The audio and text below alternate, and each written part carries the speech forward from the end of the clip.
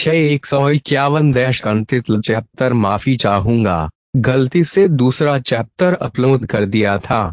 कुछ दिनों बाद विघ्नेश, जसप्रीत, जब्बार, पार्थ और नकुल का समूह शेरपा परिवार के महल पहुंचा। ये जगह राज्य की सीमाओं के पास एक घाटी में था और वे बाहरी लोगों के साथ ज्यादा बातचीत नहीं करते थे। सामान्य लोग इस जगह को खोजने में सक्षम नहीं हो पाते, लेकिन चूंकि अर्धचंद्र कबीला पूरे राज्य को नियंत्रित करता है, इसलिए कोई भी ताकत उनसे छुप नहीं सकती थी। 2 मील दूर से 5 लोग घाटी के ऊपर खड़े होकर नीचे की ओर देख रहे थे। पूरी जगह इतनी खामोश थी कि उस माहौल को देखकर ही डर लग रहा था। ऐसा लग रहा था कि वहां मौजूद सभी लोग मारे जा चुके हों। उन 5 लोगों के समूह ने वहां एक अजीब सी आभा महसूस की, इसलिए उन्होंने उतावलेपन से काम लेने की हिम्मत नहीं की। उन्हें मिली जानकारी के मुताबिक ये जगह प्लेग की महामारी से घिरी हुई थी और वहां रहने वाले आधे से अधिक लोग मारे जा चुके थे।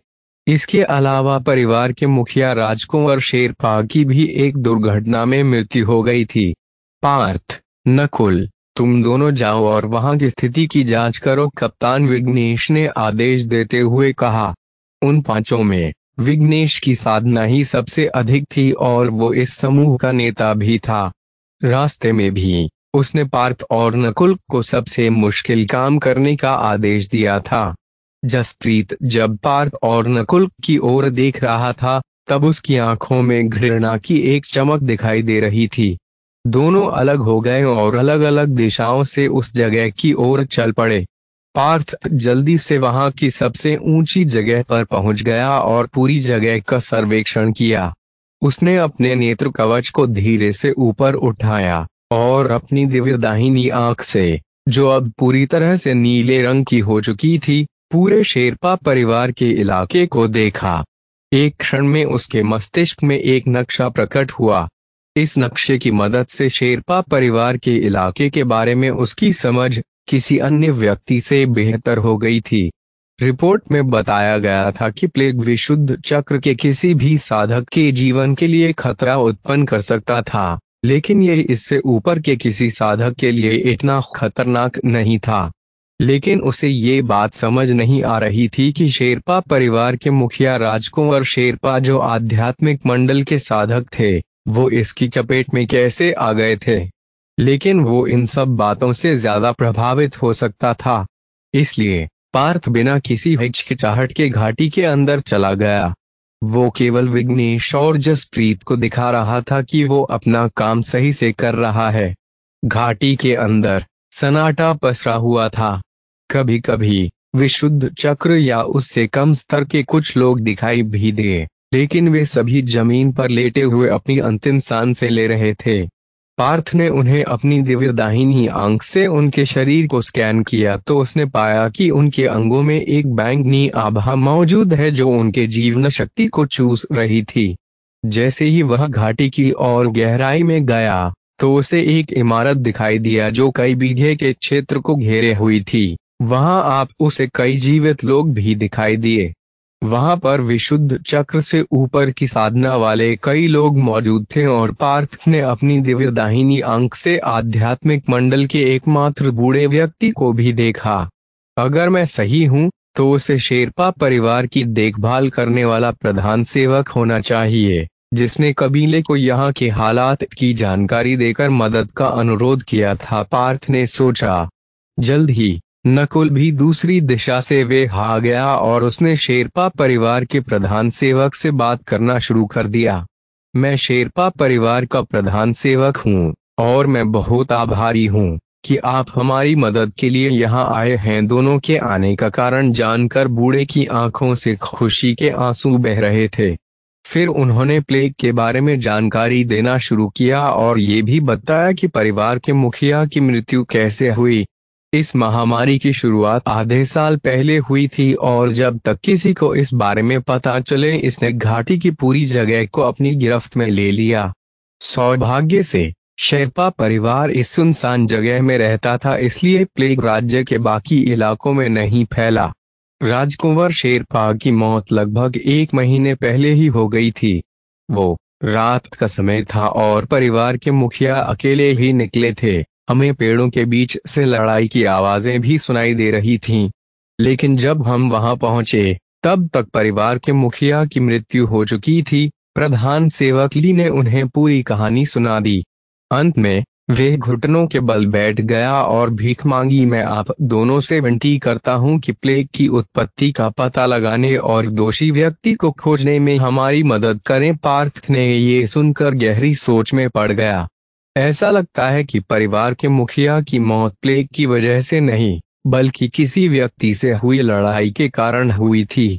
इसके पीछे एक शक्तिशाली व्यक्ति होना चाहिए जो किसी दूसरे राज्य से आया होगा, वरना वो इस प्लेग को फैलाने और आध्यात्मिक मंडल के दूसरे सितारे के योद्धा को मारने में सक्षम नहीं हो पाता।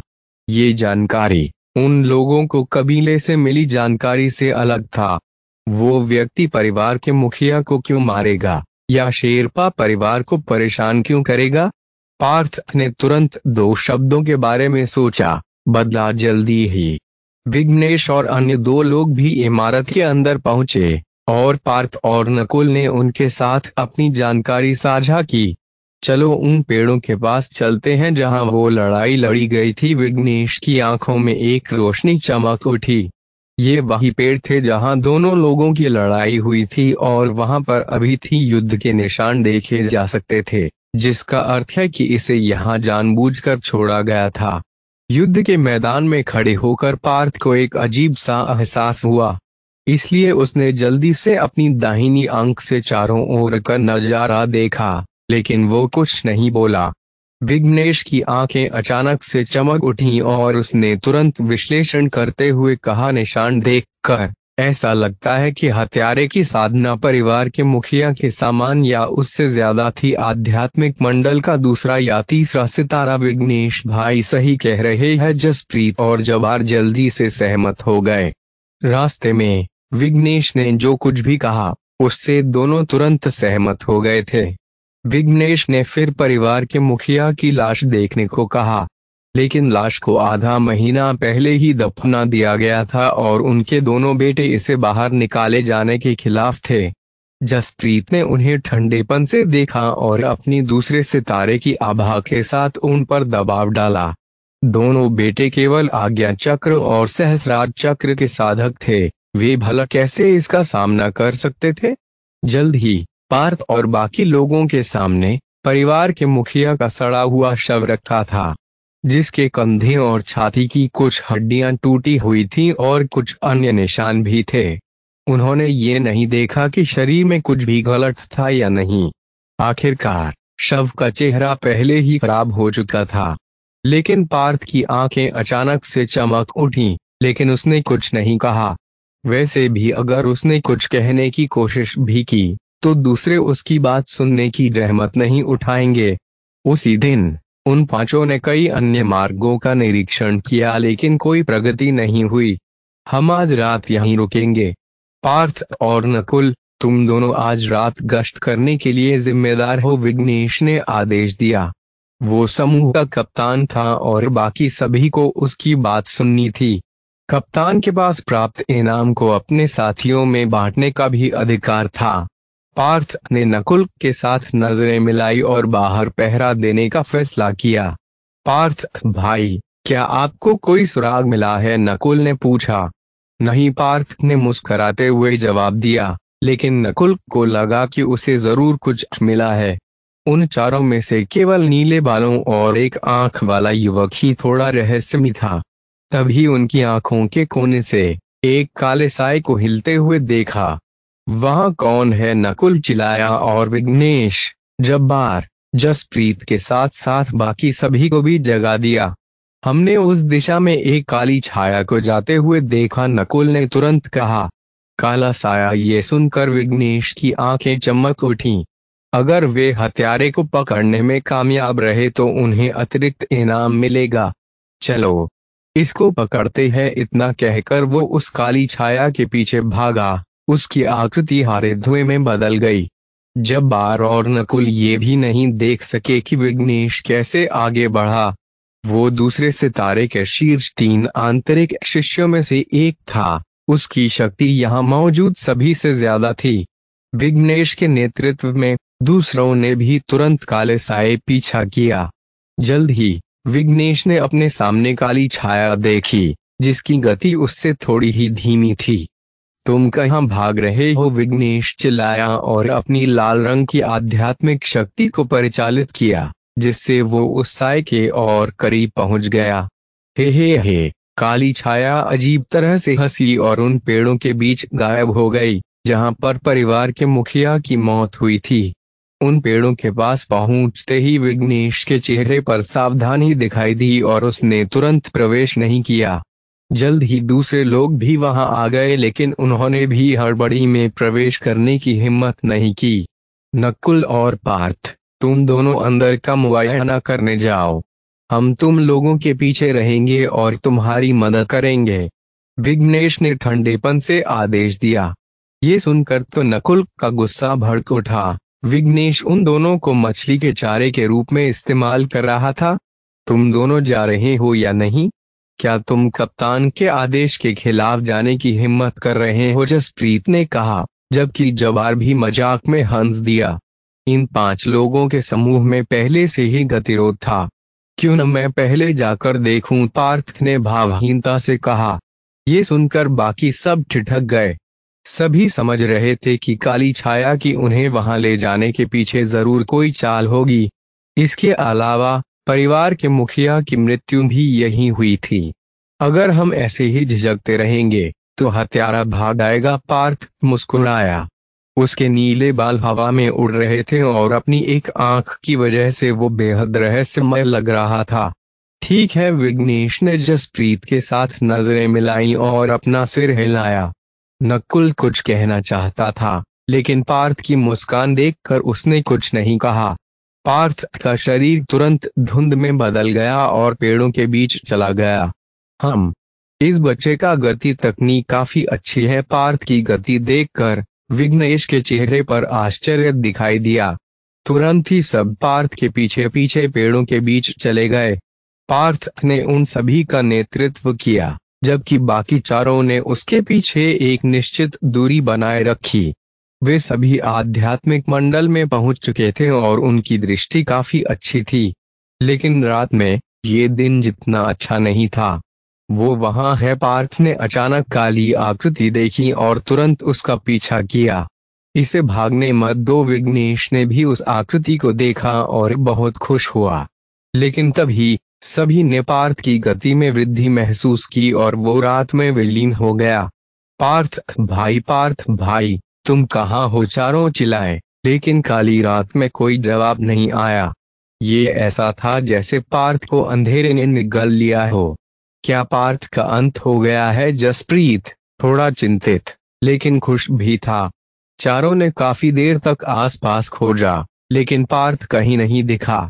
ये सब तुम कमीनों की वजह से हुआ है जो खुद मौत से डरते हैं। पार्थ केवल 15 साल का है और तुम लोगों ने उसे पहले जाने दिया, नकुल ने गुस्से में कहा। लेकिन उसे लगा कि पार्थ का गायब होना थोड़ा संदेहास्पद है। कप्तान विघ्नेश, ये जगह बहुत अजीब है।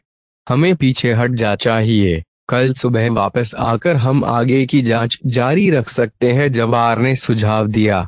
ये सुनने के बाद विघ्नेश और जसप्रीत दोनों ने अपना सिर हिलाया। हा, तुम वापस जाना चाहते हो? इसके बारे में सोचना भी मत। पेड़ों में एक अजीब सी हंसी गूंज उठी। बूम! अचानक से सारा जंगल कांपने लगा, जैसे वहां भूकंप आ गया हो। ये सही नहीं है। चारों के हाव भाव तुरंत सफेद पड़ गए। तो क्या होगा आगे? क्या पार्थ सच में मारा गया है? और क्या बाकी लोगों की जान भी खतरे में पड़ जाएगी? जानने के लिए आगे के चैप्टर पढ़ें और कृपया लाइक, कमेंट और शेयर करना ना भूलना। 652 लगता है मेरी जिंदगी यहीं खत्म हो जाएगी को भी पढ़कर देखें, आपको जरूर पसंद आएगा। दोस्तों, मेरे नए नावल महागाथा महगथ अब आगे की कहानी। चारों को वहां पर जबरदस्त कंपन महसूस हुआ। ये ऐसा था जैसे कोई बड़ा सा जानवर भूमि ने नीचे से अचानक बाहर निकल आया हो। सब लोग सतर्क हो जाओ। शायद उस काली छाया ने किसी ऊर्जा जाल को सक्रिय कर दिया है। विघ्नेश ने शांत होने का अभिनय किया, लेकिन उसके माथे पर ठंडे पसीने की एक परत दिखाई दे रही थी। अज्ञात खतरे के डर से चारों ने एक दूसरे की ओर पीठ करके एक घेरा बना लिया और अपने आसपास सावधानी पूर्वक देखने लगे। अचानक से पेड़ हिलने डुलने लगे, जिसे देख चारों की हालत और खराब हो गई। पेड़ वास्तव में हिल नहीं रहे हैं, बल्कि ऐसा इस भ्रामक ऊर्जा जाल के कारण लग रहा है। जसप्रीत की आंखें तेज थीं। आंतरिक शिष्य होने के नाते विघ्नेश और जसप्रीत दोनों कई अभियानों पर जा चुके थे और उन दोनों के पास काफी अनुभव था। ये एक भ्रामक ऊर्जा जाल था जिसने उन लोगों के होश उड़ा दिए। लेकिन भले ही वे ये बात जान गए थे, फिर भी किसी ने हिलने की हिम्मत नहीं की, क्योंकि वे सरणियों के बारे में कुछ नहीं जानते थे।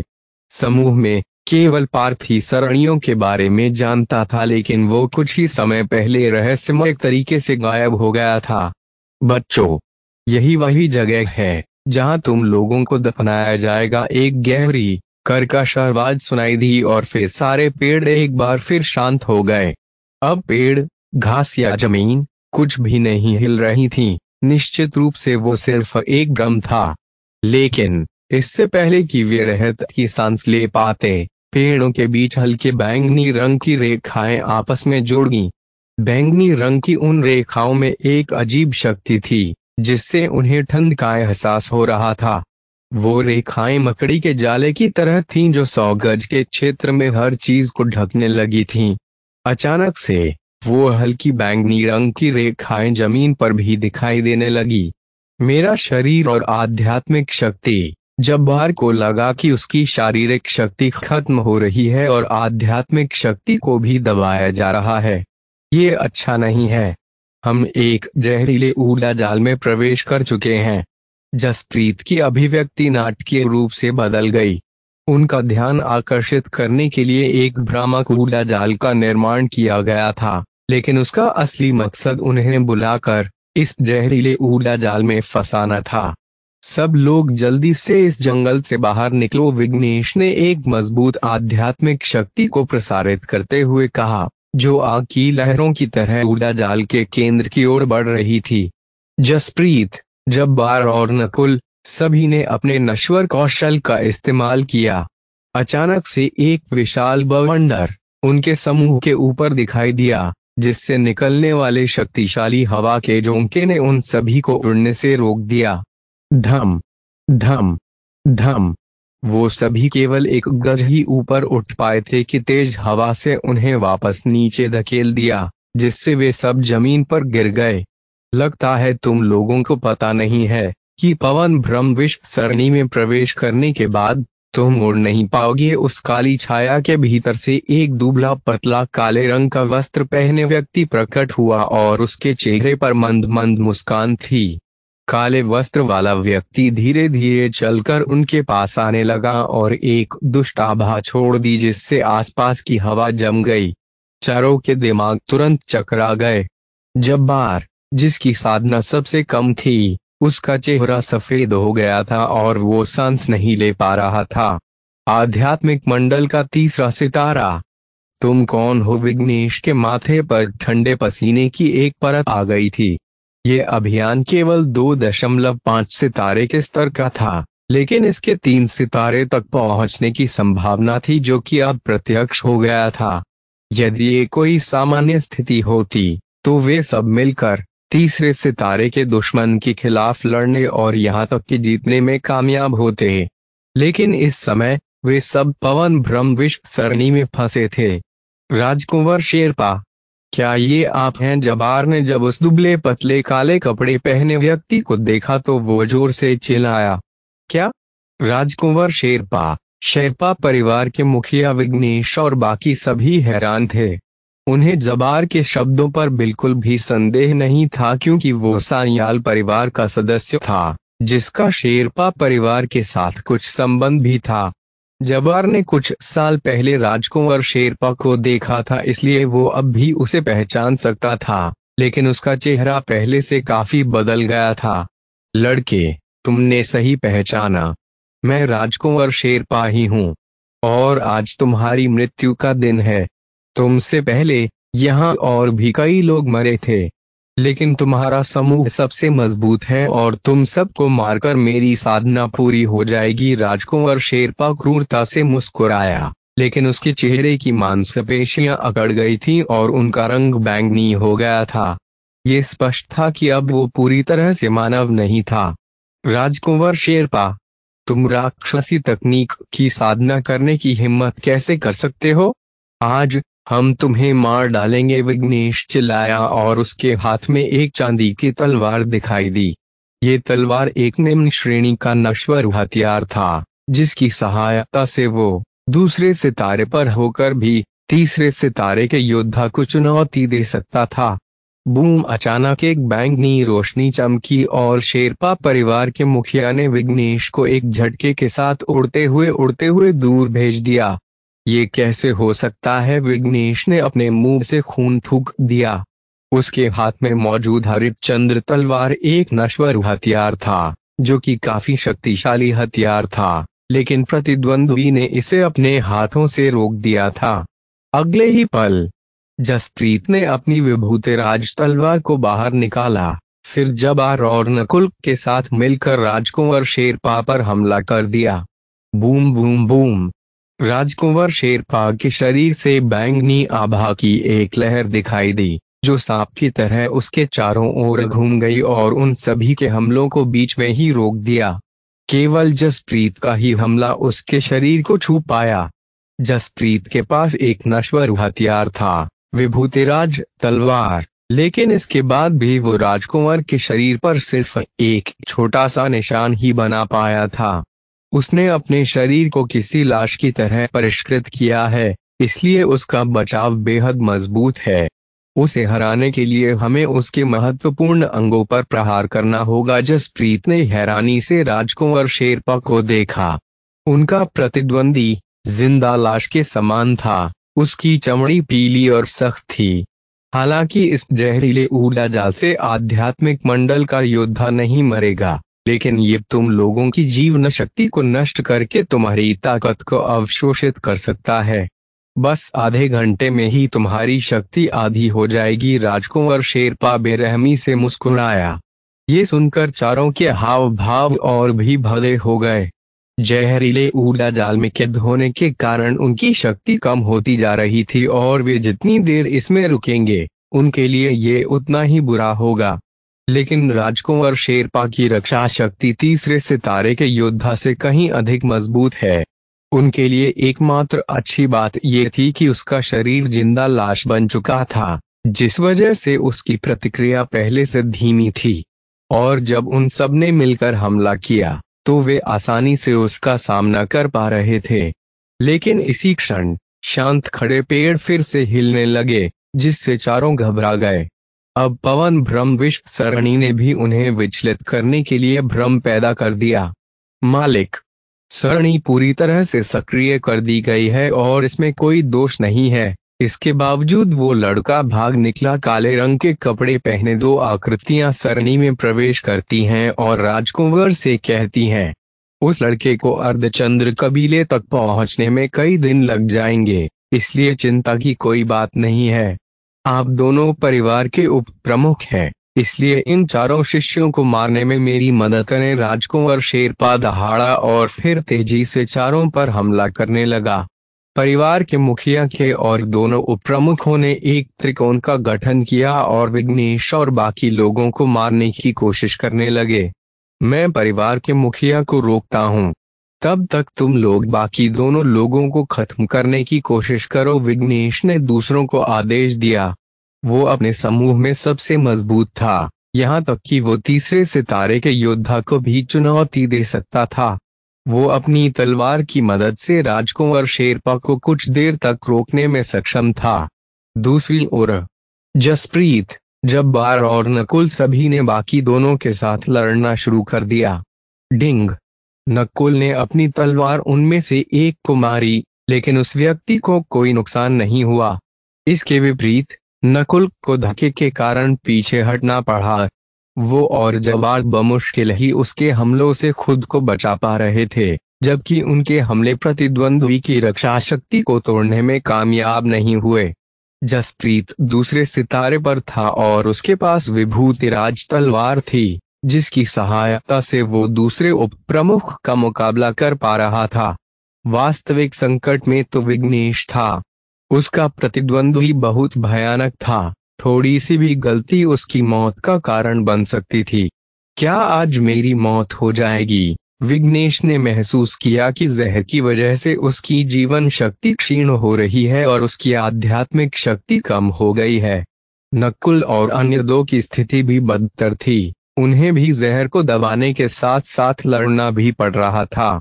वो तभी राजकुंवर ने विघ्नेश के सिर पर सीधा प्रहार किया और उसे पीछे की ओर उड़ते हुए भेज दिया, जिससे उसके मुंह से खून निकलने लगा था। विघ्नेश के घायल होने के बाद अब पूरे समूह के विनाश की कल्पना की जा सकती थी। विघ्नेश बेहद निराश महसूस कर रहा था। शुरुआत में उसने इच्छा न होने के बावजूद इस अभियान को स्वीकार कर लिया था, क्योंकि उसका एकमात्र उद्देश्य पार्थ और नकुल को मारना था। लेकिन ये अभियान अपेक्षा से कहीं अधिक कठिन था। ये शायद तीसरे ही नहीं, बल्कि लगभग चौथे सितारे के स्तर का अभियान था। आखिरकार विघ्नेश को ये एहसास हुआ कि कबीले को इस बारे में पहले से जानकारी थी। शायद वो सिर्फ केशव और देवेंद्र के लिए शतरंज का एक मोहरा था, एक ऐसा मोहरा जिसे बिना किसी हिचकिचाहट के कुर्बान किया जा सकता था। अगर पार्थ अभी भी यहाँ होता तो वो अपने पवन विद्युत हथेली के साथ उपप्रमुखों से लड़ सकता था। मैंने सुना है कि वो सरणियों का भी जानकर है। विघ्नेश पछतावे से भरा था। उसका उद्देश्य पार्थ और नकुल को मारना था, लेकिन अब स्थिति बदल गई थी। वो भले ही पार्थ को मार डाले, लेकिन वो इस दुस्वप्न से बच नहीं पाएगा। नकुल भी काफी निराश था। उसे याद आया कि पार्थ ने क्या कहा था, अच्छा होगा अगर सिर्फ नकुल भाई और मैं इस अभियान को पूरा करें। एक बिखरा हुआ समूह एक साथ कैसे ध्यान केंद्रित कर सकता है? यदि समूह एकजुट होकर मुकाबला करता तो उनके पास बिना चोट लगे पीछे हटने का एक बड़ा मौका था। बूम! अचानक हथियारों की टक्कर के बाद नकुल उड़ते हुए दूर चला गया और उप प्रमुख नकुल पर झपटते हुए बुरी तरह मुस्कुराया। नकुल उप प्रमुख के हाथों में हल्के बैंगनी रंग के जहर को देख सकता था। लगता है मेरी जिंदगी यहीं खत्म हो जाएगी, नकुल ने गहरी सांस लेते हुए सोचा। लेकिन तभी प्रकाश की एक सुनहरी किरण अंधेरे को चीरते हुए पलक झपकते ही उप प्रमुख से टकरा गई। एक सुनहरा तीर अचानक उसकी एक आंख में चुभ गया, जिसकी वजह से उप प्रमुख दर्द से कराह उठा। भले ही उसने अपने शरीर को लाश के रूप में परिष्कृत किया था, जिससे उसका शरीर धातु की तरह सख्त बन गया था, लेकिन उसकी आंखें अभी भी उतनी सख्त नहीं हुई थी। पार्थ भाई नकुल ने 100 गज दूर एक बड़े पेड़ पर मौजूद एक आकृति को देखा। हालांकि इससे पहले कि वो कोई प्रतिक्रिया दे पाता, एक और तीर तेजी से उसकी तरफ आया और उसके पीछे मौजूद उप प्रमुख के गले में जा लगा। उप प्रमुख जमीन पर गिर गया और तुरंत उसके प्राण निकल गए।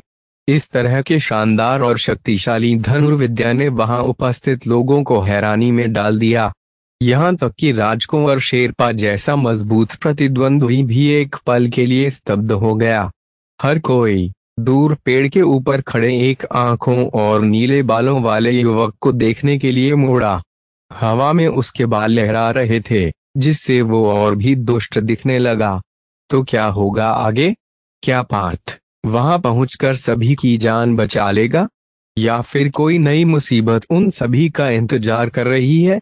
जानने के लिए आगे के चैप्टर पढ़ें और कृपया लाइक, कमेंट और शेयर करना ना भूलें। New image comment WhatsApp gram 90 like star comment 0/153 वक्त है पलटवार को भी पढ़कर देखें, आपको जरूर पसंद आएगा। दोस्तों, मेरे नए नावल महागाथा महगथ अब आगे की कहानी। पार्थ 4 लोगों का समूह खुशी से झूम उठा। पार्थ एक बड़े पेड़ के ऊपर खड़ा था और उसने अभी अभी एक उप प्रमुख को मारने के लिए अपनी दिव्य रेखा धनुष से 2 तीर चलाए थे। एक उप प्रमुख के मारे जाने के बाद अब चारों वहां से सफलतापूर्वक भाग सकते थे। बच्चे, क्या तुम भागे नहीं थे? और हमें तुम्हारा पता क्यों नहीं चला? परिवार के मुखिया ने गंभीर प्रतिक्रिया व्यक्त की और पार्थ को घूर कर देखा। विघ्नेश और बाकी लोग भी काफी जिज्ञासु थे। पार्थ दुश्मन को पकड़ने के लिए सबसे पहले जंगल में घुसा था, लेकिन अचानक से वो कहीं गायब हो गया था। तुम्हें पता चलेगा, वो भी इस घटिया स्तर के ऊर्जा जाल से? पार्थ ने एक ठंडी मुस्कान दी और एक थैला जमीन पर फेंक दिया। जमीन पर गिरते ही थैले से 3 लहूलुहान सिर बाहर निकल गए।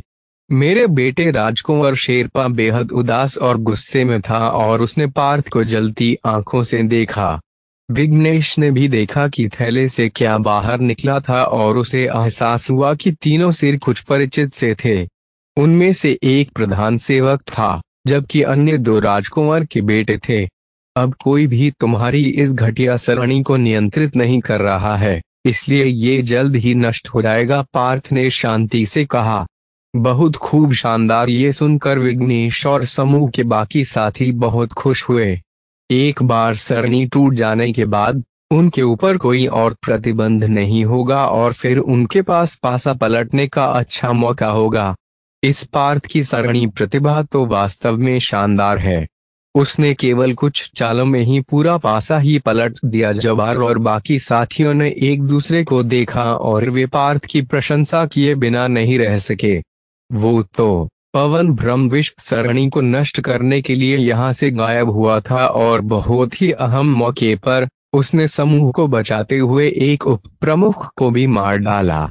जिन लोगों की पार्थ के साथ दुश्मनी थी, जैसे कि जसप्रीत, जब्बार और विघ्नेश, सभी के मन में जटिल भावनाएं थीं। बदजात, तुमने बेटों को मारा, अब मैं तुम्हारे टुकड़े टुकड़े करके कुत्तों को खिला दूंगा, राजकुंवर शेरपा चिल्लाया और एक गहरी बैंगनी धुंध में बदल गया। उसने 100 गज दूर खड़े पार्थ पर तेजी से हमला किया। ये अच्छा नहीं है, उसे रोको। जसप्रीत, जब्बार और नकुल के भाव बदल गए और उन्होंने उसे रोकने की कोशिश की। उनके हिसाब से पार्थ एक तीरंदाज और सरणी विशेषज्ञ था, इसलिए दुश्मन को उसके पास जाने की अनुमति नहीं दी जा सकती थी। राजकुंवर शेरपा कोई गुस्से में पागल नहीं हुआ था, वो खुद भी इस बात को स्पष्ट रूप से जानता था, इसीलिए वो पार्थ को और कोई तीर चलाने का मौका नहीं देना चाहता था। पार्थ का तीरंदाजी कौशल बहुत भयानक था और अगर उसे फिर से मौका मिला तो वो उन सबको मार देगा। डिंग, बूम, डिंग। जसप्रीत, जब्बार और नकुल, सभी के हमले राजकुंवर शेरपा से टकराए, लेकिन कोई नुकसान नहीं पहुंचा। राजकुंवर आध्यात्मिक मंडल के 3रे सितारे में पहुंच चुका था और उसका शरीर जिंदा लाश की तरह सख्त हो गया था, जिसने उसकी रक्षा शक्ति काफी बढ़ गई थी। पूरे समूह में से केवल कप्तान विघ्नेश ही उसे रोक सकता था। विघ्नेश, उसे रोको, नकुल तुरंत चिल्लाया। विघ्नेश की आक्रामक और गति तकनीक काफी अच्छी थी और आध्यात्मिक मंडल के 2रे सितारे में शीर्ष योद्धा होने के नाते वो अपने नश्वर हथियार के साथ 3रे सितारे के योद्धा को भी चुनौती दे सकता था। डिंग, विघ्नेश की तलवार राजकुंवर शेरपा से टकरा गई, लेकिन राजकुंवर को रोकने के बजाय विघ्नेश 10 कदम पीछे हट गया। ये कैसे हो सकता है? नकुल ने विघ्नेश को गुस्से से देखा, जबकि जसप्रीत और जवार दोनों गहरी सोच में पड़ गए। एक मूल शिष्य और एक प्रमुख आचार्य को नाराज करना मेरे बस की बात नहीं है, मुझे इसके लिए दोष मत दो। विघ्नेश की अभिव्यक्ति ठंडी थी। कबीले में इतने समय रहने के कारण वो मजबूत और कमजोर के बीच के अंतर को अच्छी तरह जानता था। ये जानते हुए भी कि देवेंद्र और केशव उसका उपयोग कर रहे थे, विघ्नेश अभी भी मजबूत पक्ष का ही साथ देगा। केशव एक प्रमुख शिष्य था जिसके पीछे एक प्रमुख आचार्य की शक्ति थी, जबकि पार्थ की कोई पृष्ठभूमि नहीं थी। हमेशा मजबूत व्यक्ति का ही साथ देना चाहिए, चाहे वो गलत हो या फिर सही। वर्षों तक कबीले में रहने के बाद विघ्नेश का यही फैसला था कि पार्थ और एक मूल शिष्य के बीच वो मूल शिष्य को ही चुनेगा, भले ही वो शतरंज का सिर्फ एक मोहरा हो। इसलिए महत्वपूर्ण मौके पर विघ्नेश ने जानबूझकर राजकुंवर शेरपा को नहीं रोका। हे पेड़ के ऊपर खड़ा पार्थ रहस्यमय ढंग से मुस्कुराया। अचानक से उसका शरीर धुंध में बदल गया और वो रात के अंधेरे में गायब हो गया। भ्रामक मछली चित्र को समझने के बाद पार्थ की गति तकनीक पूरी तरह से नए स्तर पर पहुंच गई थी। क्या राजकुंवर शेरपा के दिल की धड़कन रुक गई? उसे नहीं पता था कि पार्थ ने किस गति तकनीक का इस्तेमाल किया था। उसकी आंखों ने कई सारी धुंधली आकृतियां देखी, लेकिन वो नहीं जान पाया कि उनमें से कौन सी नकली थी और कौन सी असली। अब क्योंकि वो जानता ही नहीं था कि उसे किसका पीछा करना है, इसलिए वो केवल पार्थ को गायब होते ही देख सकता था। वो किस तरह की गति तकनीक थी, उसके समूह के सभी लोग भी हैरान थे। विघ्नेश का दिल घबराहट से भर गया। उसने जाने से पहले पार्थ की आंखों में निराशा और नाराजगी को देखा था। पार्थ ने महत्वपूर्ण समय पर आकर सभी की जान बचाई थी, लेकिन विघ्नेश अभी भी उसकी हत्या के इरादे को बदल नहीं पाया था। पार्थ के गायब होने के बाद राजकुंवर शेरपा की आंखें एक बार फिर से लाल हो गईं और उसने उन चारों पर उग्र रूप से हमला करना शुरू कर दिया। हवा भ्रम विष सरणी की शक्ति अभी भी समाप्त नहीं हुई थी और ऊपर से राजकुंवर शेरपा ने भी भयानक हमले शुरू कर दिए थे। इस घटनाक्रम ने विघ्नेश को अचंभित कर दिया। पार्थ, तुम्हारी हिम्मत कैसे हुई हमें छोड़कर जाने की? इस अभियान के बाद मैं तुम्हें कबीले से बाहर निकालने के लिए प्रमुख आचार्यों से सिफारिश करूंगा। विघ्नेश ने अपनी आध्यात्मिक शक्ति को परिचालित किया और पार्थ को धमकी दी। एक उप प्रमुख के मरने के बाद वे चारों शिष्य उन दोनों दुश्मनों के खिलाफ लड़ने में सक्षम थे। उन्हें बस थोड़ी देर और इंतजार करना था और फिर सरणी नष्ट हो जाएगी। फिर उनको जीतने में कोई परेशानी नहीं होगी। लेकिन काफी समय बीतने के बाद भी सरणी टूटने का कोई संकेत नहीं दिखे। उन चारों की जीवन शक्ति भी धीरे धीरे क्षीण होती रही और उनकी आध्यात्मिक शक्तियां भी कमजोर होती गईं। क्या चल रहा है? इस सरणी से शक्ति अभी तक समाप्त क्यों नहीं हुई है? विघ्नेश की सांस लेने की दर में नाटकीय रूप से वृद्धि हुई और उसके माथे पर ठंडा पसीना दिखाई देने लगा। वो अपने समूह में सबसे मजबूत था और इस वजह से राजकुंवर शेरपा ने मुख्य रूप से उसी पर ध्यान केंद्रित कर रखा था। हे भले ही सरणी को संचालित करने वाला कोई नहीं है, फिर भी ये इतनी जल्दी नष्ट नहीं होगा। घने जंगल में एक युवक की आकृति अपने आप में ही बड़बड़ा रही थी।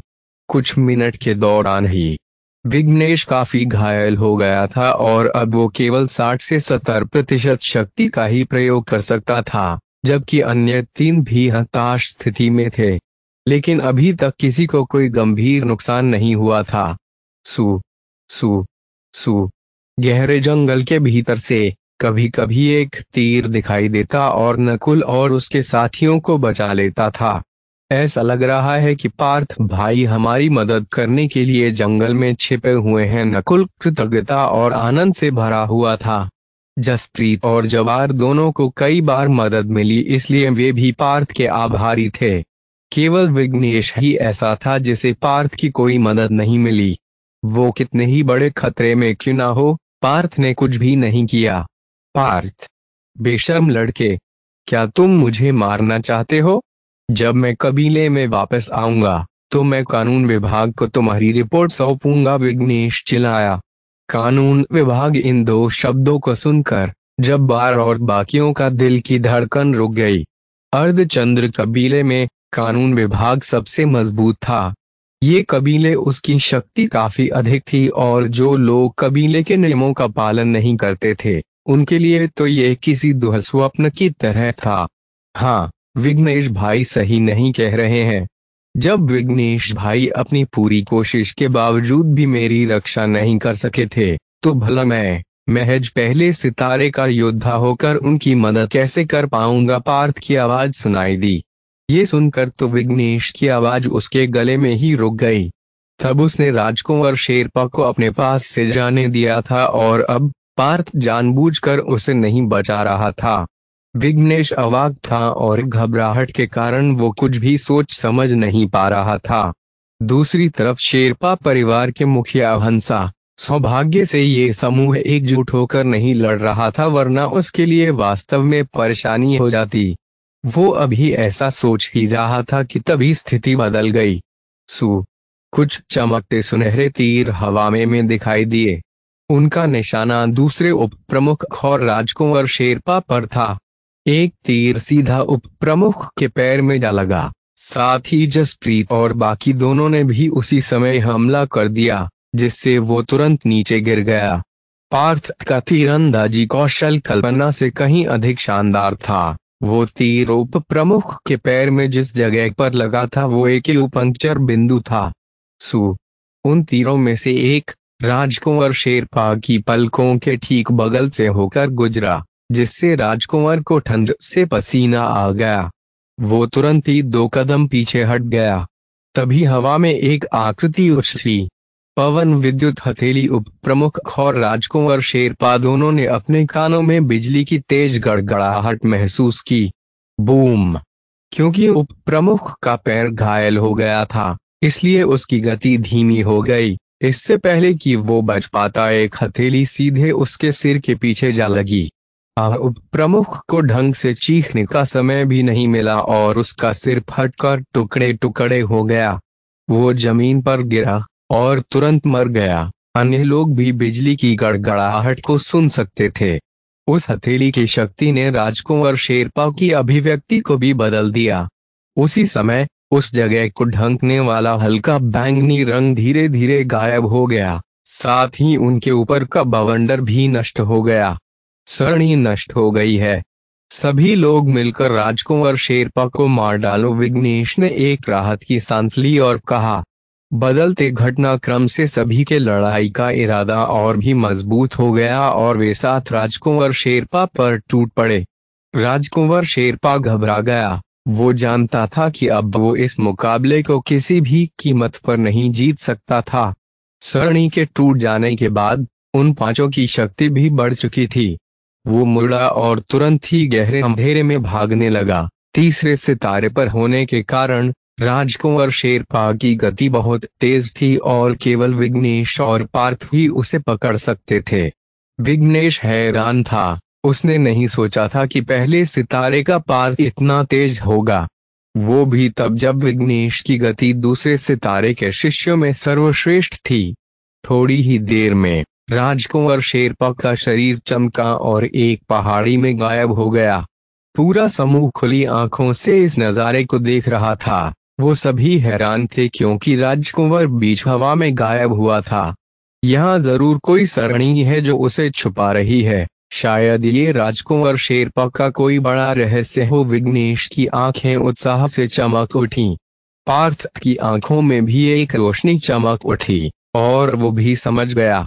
उन्हें जो जानकारी मिली थी उसके अनुसार राजकुंवर शेरपा केवल दूसरे सितारे का योद्धा था और लंबे समय से उसकी शक्ति नहीं बढ़ी थी। फिर वो इतनी तेजी से तीसरे सितारे पर कैसे पहुंच गया और साथ ही ऐसी शैतानी तकनीक कैसे सीख ली? शेरपा परिवार में अचानक से प्लेग की महामारी कहां से आ गई? विघ्नेश केवल अनुमान लगा सकता था कि वहां कोई शैतानी विरासत मौजूद थी। जसप्रीत और अन्य 2 भी पहाड़ी पर पहुंचे और वे अनुमान लगाने लगे कि अंदर क्या हो सकता है। जवाब उनके सामने था। पार्थ भाई, अगर तुम इस सरणी को तोड़ते हो तो मैं तुम्हें अंदर के खजाने का 30% हिस्सा दूंगा। विघ्नेश ने अपने बगल में बैठे एक आंखों और नीले बालों वाले युवक से कहा और एक मुस्कान बिखेर दी। तो क्या होगा आगे? क्या पार्थ विघ्नेश की बात मान जाएगा? और विघ्नेश अचानक से इतना अच्छा बर्ताव क्यों करने लगा? क्या उसके दिमाग में कोई खुराफात चल रही है? जानने के लिए आगे के चैप्टर पढ़ें और कृपया लाइक, कमेंट और शेयर करना ना भूलें। WhatsApp group comment new image 154 राक्षसी गुफा को भी जरूर पढ़कर देखें। दोस्तों, मेरे नए नावल महागाथा महगथ उन 5 में से केवल पार्थ ही सरणियों के बारे में जानता था, यहाँ तक कि उसे कबीले में सरणी की शीर्ष युवा प्रतिभा का भी खिताब मिला था। उसी समय बाकी लोग भी उसकी ओर देखने के लिए मुड़े, यहाँ तक कि समूह का कप्तान विघ्नेश भी, जिसने अभी अभी पार्थ को मारने की कोशिश की थी, खिलखिलाकर हंस रहा था। अगर मैं कबीले से मदद मांगता हूँ तो मुझे इस विरासत से शायद कुछ भी नहीं मिलेगा। विघ्नेश की भी अपनी कुछ योजनाएं थीं।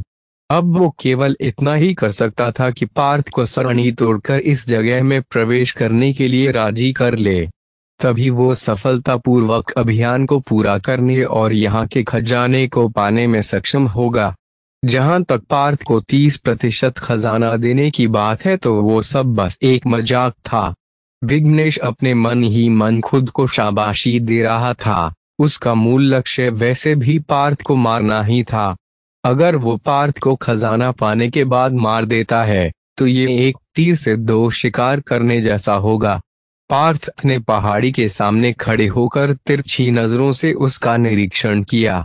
पार्थ भाई, मैंने सुना है कि आपको कबीले में एक प्रतिभाशाली व्यक्ति कहा जाता था। क्या आप इस सरणी को नष्ट कर सकते हैं?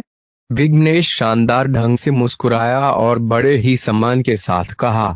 जसप्रीत और अन्य लोग भी पार्थ को उम्मीद से देख रहे थे। मेरे करीब आने की कोशिश करना बंद करो। पार्थ की आवाज बेहद ठंडी थी, जिससे विघ्नेश के चेहरा लाल हो गया, लेकिन अज्ञात खजानों की बात सोचकर वो क्रोधित नहीं हो सका। विघ्नेश भाई, पार्थ अभी सरणी तोड़ने की कोशिश कर रहा है, हमें उसे परेशान नहीं करना चाहिए। जसप्रीत ने पार्थ के गंभीर चेहरे को देखा और विघ्नेश को एक तरफ खींच लिया। विघ्नेश बेहद गुस्से में था और गुस्से के कारण उसका दिल जल रहा था, लेकिन वो कुछ नहीं कर सका। जब पार्थ ने सोचा कि कैसे विघ्नेश ने उसे 30% खजाना देने का वादा किया था, तो उसकी अभिव्यक्ति मजाक उड़ाने वाली हो गई। जहां तक उसके सामने छिपे हुए ऊर्जा जाल की बात है, तो उसे देखकर वो मुस्कुराए बिना नहीं रह सका। सरणियों के मामले में पार्थ सामान्य शिष्यों की तुलना में कहीं बेहतर था, लेकिन उसके पास अभी भी पुराने सरणी विशेषज्ञों के बराबर पहुंचने की काबिलियत नहीं थी। अगर पार्थ को कोई सरणी स्थापित करनी होगी तो वो पुराने सरणी विशेषज्ञों जितना तेजी से ऐसा नहीं कर पाएगा। लेकिन अगर किसी सरणी को नष्ट करने की बात हो तो पार्थ को खुद पर पूरा भरोसा था। उसकी रहस्यमय दाहिनी आंख कबीले के सहस्त्रपर्ण ताल में बने शक्ति संघनक ऊर्जा जाल की भी नकल बना सकती थी। यहाँ तक कि वो पवित्र भवन की सरणी में मौजूद खामियों का पता लगा सकता था, जिसकी वजह से उसे उच्च श्रेणी की नश्वर तकनीक भी प्राप्त हो गई थी। लेकिन उसने ऐसा नाटक किया जैसे कि ये काम कितना कठिन था। ये सरणी कम से कम 200 वर्ष पुरानी है। वास्तव में ये बिल्कुल भी आसान नहीं है। विघ्नेश और उसके पीछे के अन्य लोगों ने सांस लेने की भी हिम्मत नहीं की, इस डर से कि कहीं वे उसका ध्यान भंग न कर दें। लंबे समय तक सरणी का अध्ययन करने के बाद पार्थ ने अपनी दिव्य रेखा धनुष निकाला और एक के बाद एक कई तीर चलाए। सु सु शक्तिशाली आध्यात्मिक शक्ति वाले तीर सीधे सरणी के अंदर चले गए, लेकिन तीरों के सरणी के अंदर गायब होने के बाद भी उसमें कोई बदलाव नहीं आया। पार्थ भाई, क्या आप सुनिश्चित हैं कि आप ये कर सकते हैं? विघ्नेश अब उससे आग्रह तक करने लगा था। पार्थ ने कोई जवाब नहीं दिया और वो उसी जगह पर खड़ा हो गया। थोड़ी देर बाद अचानक से पहाड़ी बदलने लगी। उनके सामने की पहाड़ी गायब हो गई और उसकी जगह एक गुफा बन गई। गुफा पर खून लगा था, जिससे एक ठंडी और मंद आभा निकल रही थी। हर कोई उत्साह के साथ प्रवेश द्वार को घूर रहा था। सरणी नष्ट हो गई। पार्थ ने एक लंबी सांस ली और फिर ठंडेपन से कहा, विघ्नेश भाई, क्या आप अंदर नहीं चल रहे हैं? या फिर आप चाहते हैं कि आध्यात्मिक मंडल के पहले सितारे का कोई योद्धा फिर से पहले अंदर जाए? विघ्नेश का चेहरा लाल हो गया और उसने झिझकते हुए कहा, क्या अंदर और भी सरणियां हैं? हा हा हा। राजकुंवर शेरपा गलती से सरणी के अंदर चला गया था, जहां उसे कई खजाने भी मिले। तो क्या विघ्नेश भाई को इतने शक्तिशाली होने के बावजूद भी खुद पर भरोसा नहीं है? पार्थ हल्के से हंसा। विघ्नेश बेहद चालाक था, लेकिन वे किसी चूहे से भी ज्यादा डरपोक था। अगर विघ्नेश भाई को पहले जाने से डर लग रहा है तो मैं जाऊंगा। जसप्रीत उम्मीदों से भरा हुआ था क्योंकि उसने चलना शुरू किया। रुको, मैं इस समूह का कप्तान हूँ, इसलिए सबसे मुश्किल काम मुझे ही करना चाहिए। विघ्नेश आत्मविश्वास से मुस्कुराया और गुफा में प्रवेश कर गया। जब्बार और बाकी लोग समय पर प्रतिक्रिया भी नहीं दे पाए। विघ्नेश ने किसी गिरगिट से भी तेज रंग बदला और सबसे आगे चला गया। पार्थ दिल ही दिल में हंसा। विघ्नेश निश्चित रूप से डर गया था कि कहीं जसप्रीत पहले पहुंचकर सारे खजाने न चुरा ले। वैसे भी जसप्रीत की साधना उसके सबसे करीब थी। उस समय विघ्नेश ने भी पार्थ से बेवजह बहस नहीं की। वैसे भी उसका मकसद सबसे पहले खजाने को प्राप्त करना था और फिर वो पार्थ को भी ठिकाने लगा देगा। गुफा का मुख्य द्वार काफी छोटा था और इसमें एक समय में केवल एक व्यक्ति ही जा सकता था। 10 गज चलने के बाद आगे का रास्ता धीरे धीरे बड़ा होता गया। पार्थ ने ध्यान दिया कि यहाँ लोगों के काम करने के चिन्ह मौजूद थे। जैसे जैसे वे गहराई में पहुंचते गए, खून की गंध और ठंडी आभा तेज होती गई। इस आभा ने विघ्नेश के दिल को खुशी से भर दिया। अगर वो गलत नहीं था तो ये एक शैतानी विरासत थी। इस समय केवल पार्थ की भौहें ही तनी हुई थी। उसकी दाहिनी आंख तेजी से धड़क रही थी और उसे लगा कि कुछ गड़बड़ है। उसके विश्लेषण के अनुसार यहाँ शैतानी विरासत की संभावना काफी अधिक थी। लगभग 100 गज चलने के बाद पत्थर की दीवारें लगभग खूनी लाल हो गई थीं। उधर देखो, जसप्रीत ने सामने देखते ही कहा। गुफा अचानक बड़ी हो गई और एक मैदान दिखाई दिया। मैदान के किनारे पर एक 10 गज ऊंची मूर्ति रखी थी जो एक प्राचीन आभा बिखेर रही थी। मूर्ति के माथे पर लाल रंग का चांद बना हुआ था। उसकी दोनों आंखें खून की तरह लाल थीं और उसके पीठ के पीछे पंखों का एक जोड़ा था जो लगभग 10 फीट लंबा था, जैसे कि वो आकाश को भी ढक सकता हो। उस दानव का सामना करते हुए एक बार तो पार्थ का दिल भी उछल पड़ा, लेकिन जल्द ही उसकी दिव्य दाहिनी आंख ने उसे फिर से शांत कर दिया। उस मूर्ति से निकलने वाली आभा इतनी मजबूत थी कि पांचों को झुकने के लिए विवश कर दिया। क्या ऐसा हो सकता है? जवार ने डरते हुए उस दानव को देखा। पार्थ स्पष्ट रूप से जवार के शरीर से ठंडे पसीने को निकलते हुए देख सकता था। खूनी चांद राक्षसी समुदाय, विघ्नेश ने कांपती हुई आवाज में बस इतना ही बोल पाया, लेकिन कोई नहीं जानता था कि वो उत्तेजना में था या डर में। खूनी चांद राक्षसी समुदाय। पार्थ के दिल की धड़कन भी रुक गई। उसके दिमाग में तुरंत ही इस नाम के बारे में पूरी जानकारी आ गई।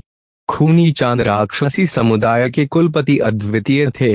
जाहिर तौर पर उन्हें एक प्राचीन शैतानी विरासत मिली थी और उन्होंने उस विरासत की शैतानी तकनीकों की मदद से रक्तमानव में बदल गए थे, जिसकी वजह से वो पूरे आर्यावर्त के सबसे मजबूत व्यक्ति बन गए थे।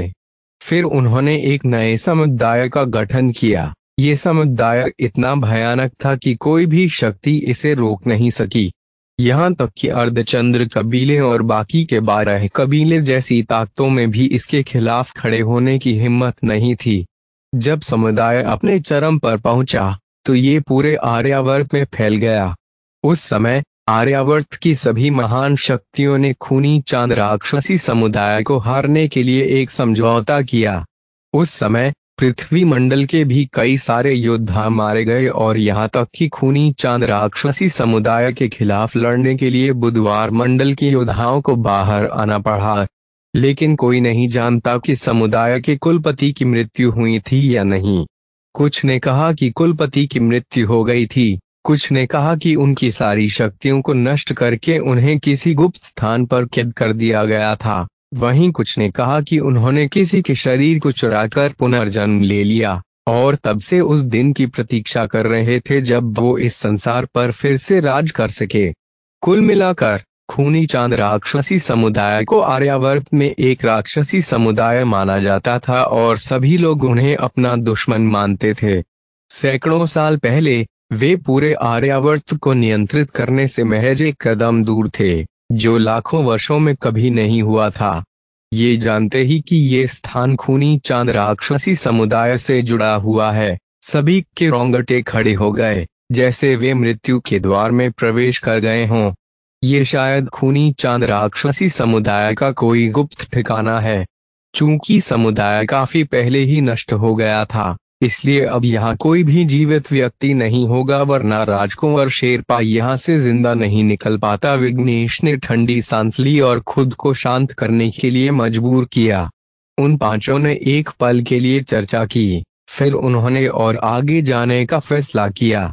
आखिरकार राजकुंवर शेरपा इससे सुरक्षित बाहर निकल पाया था, जिसका मतलब था कि यहाँ कोई खतरा नहीं था, वरना समुदाय के बचे हुए लोग राजकुंवर शेरपा को मार देते। मैदान में कदम रखते ही उन्होंने महसूस किया कि वहां पर रक्त की 3 मानव निर्मित धाराएं मौजूद थीं, जो कि 3 अलग अलग रास्तों से गुफा की गहराई में जा रही थी। उनमें से बीच वाली धारा सबसे बड़ी थी।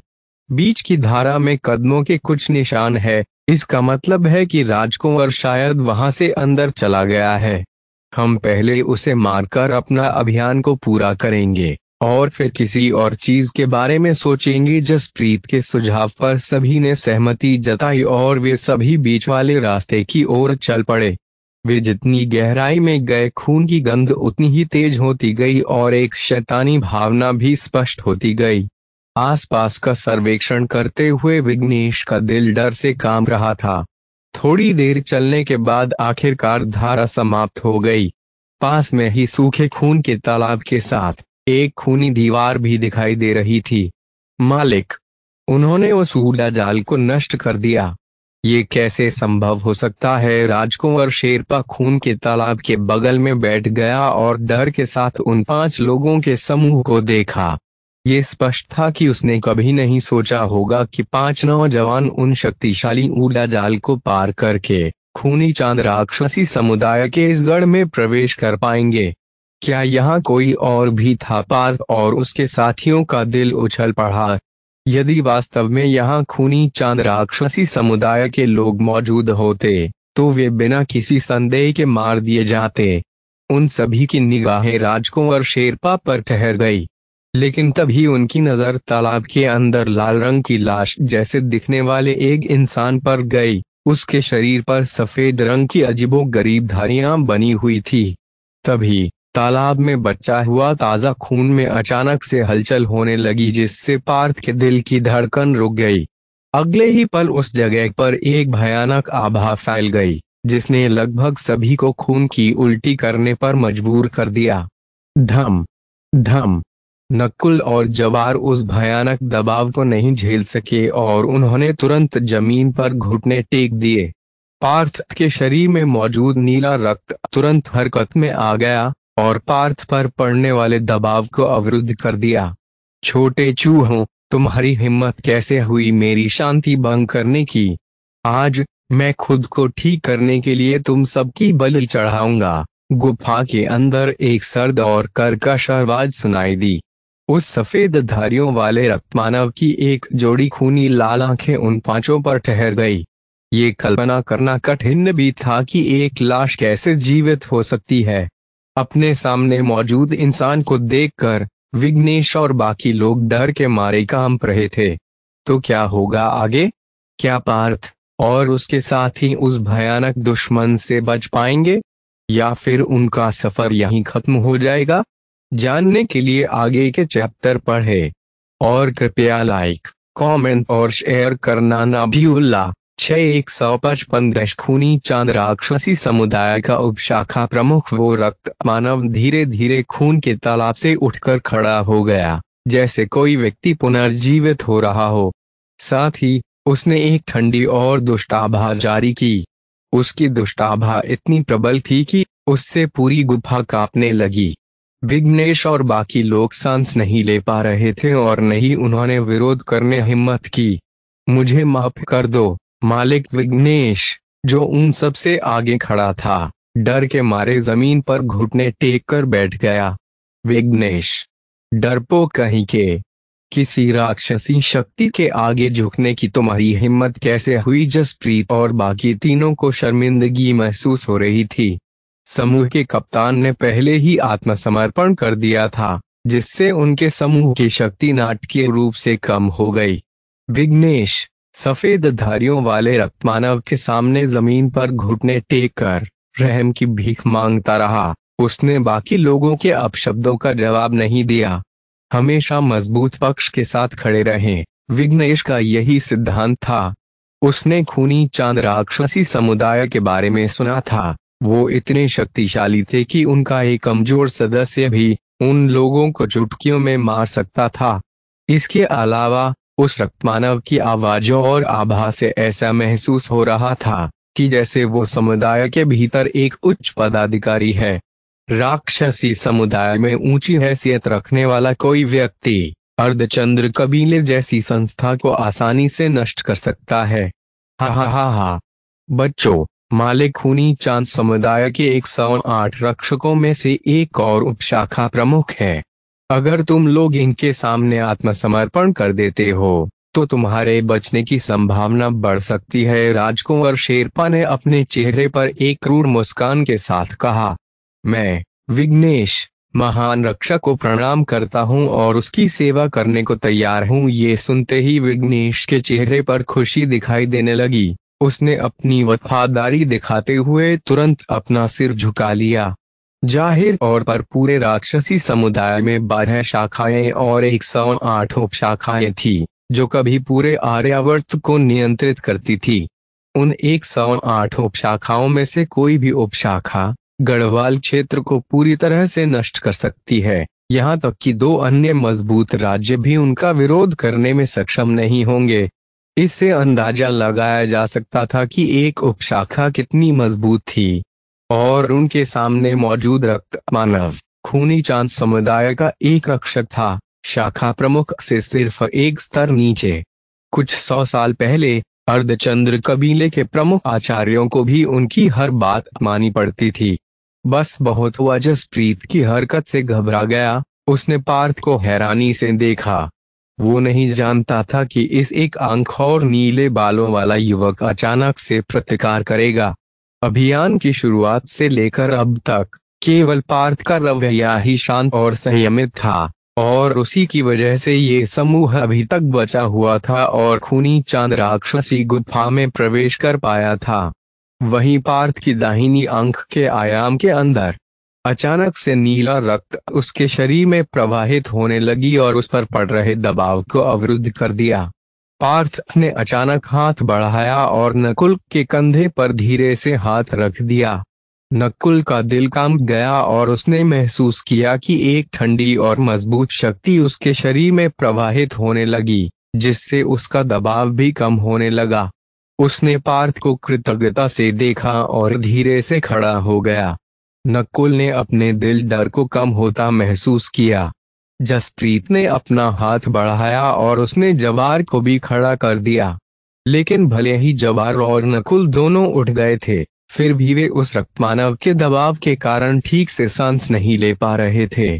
उनके समूह में से केवल विघ्नेश अभी भी जमीन पर घुटने के बल बैठा था और उसने उठने की हिम्मत नहीं की, जबकि बाकी चारों ने अपनी कुछ ताकत वापस पा ली थी। कमीनों, महान रक्षक का इस तरह अपमान करने की तुम्हारी हिम्मत कैसे हुई? क्या तुम मरना चाहते हो? राजकुंवर शेरपा ने चारों को उठते हुए देखा तो वो जोर से चिल्लाया।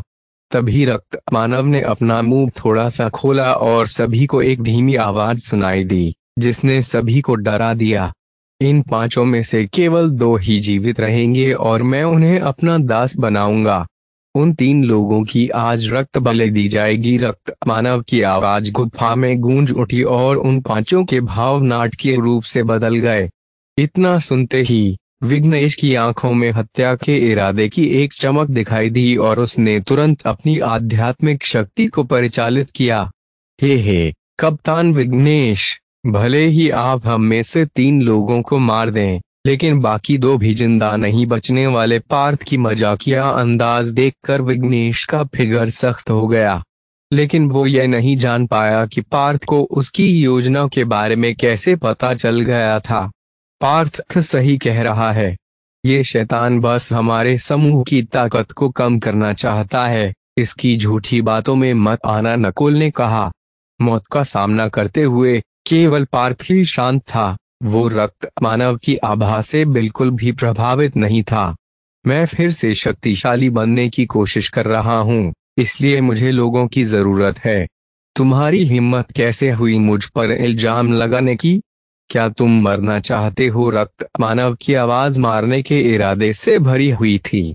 सभी ने महसूस किया कि उनका शरीर ठंडा हो गया है।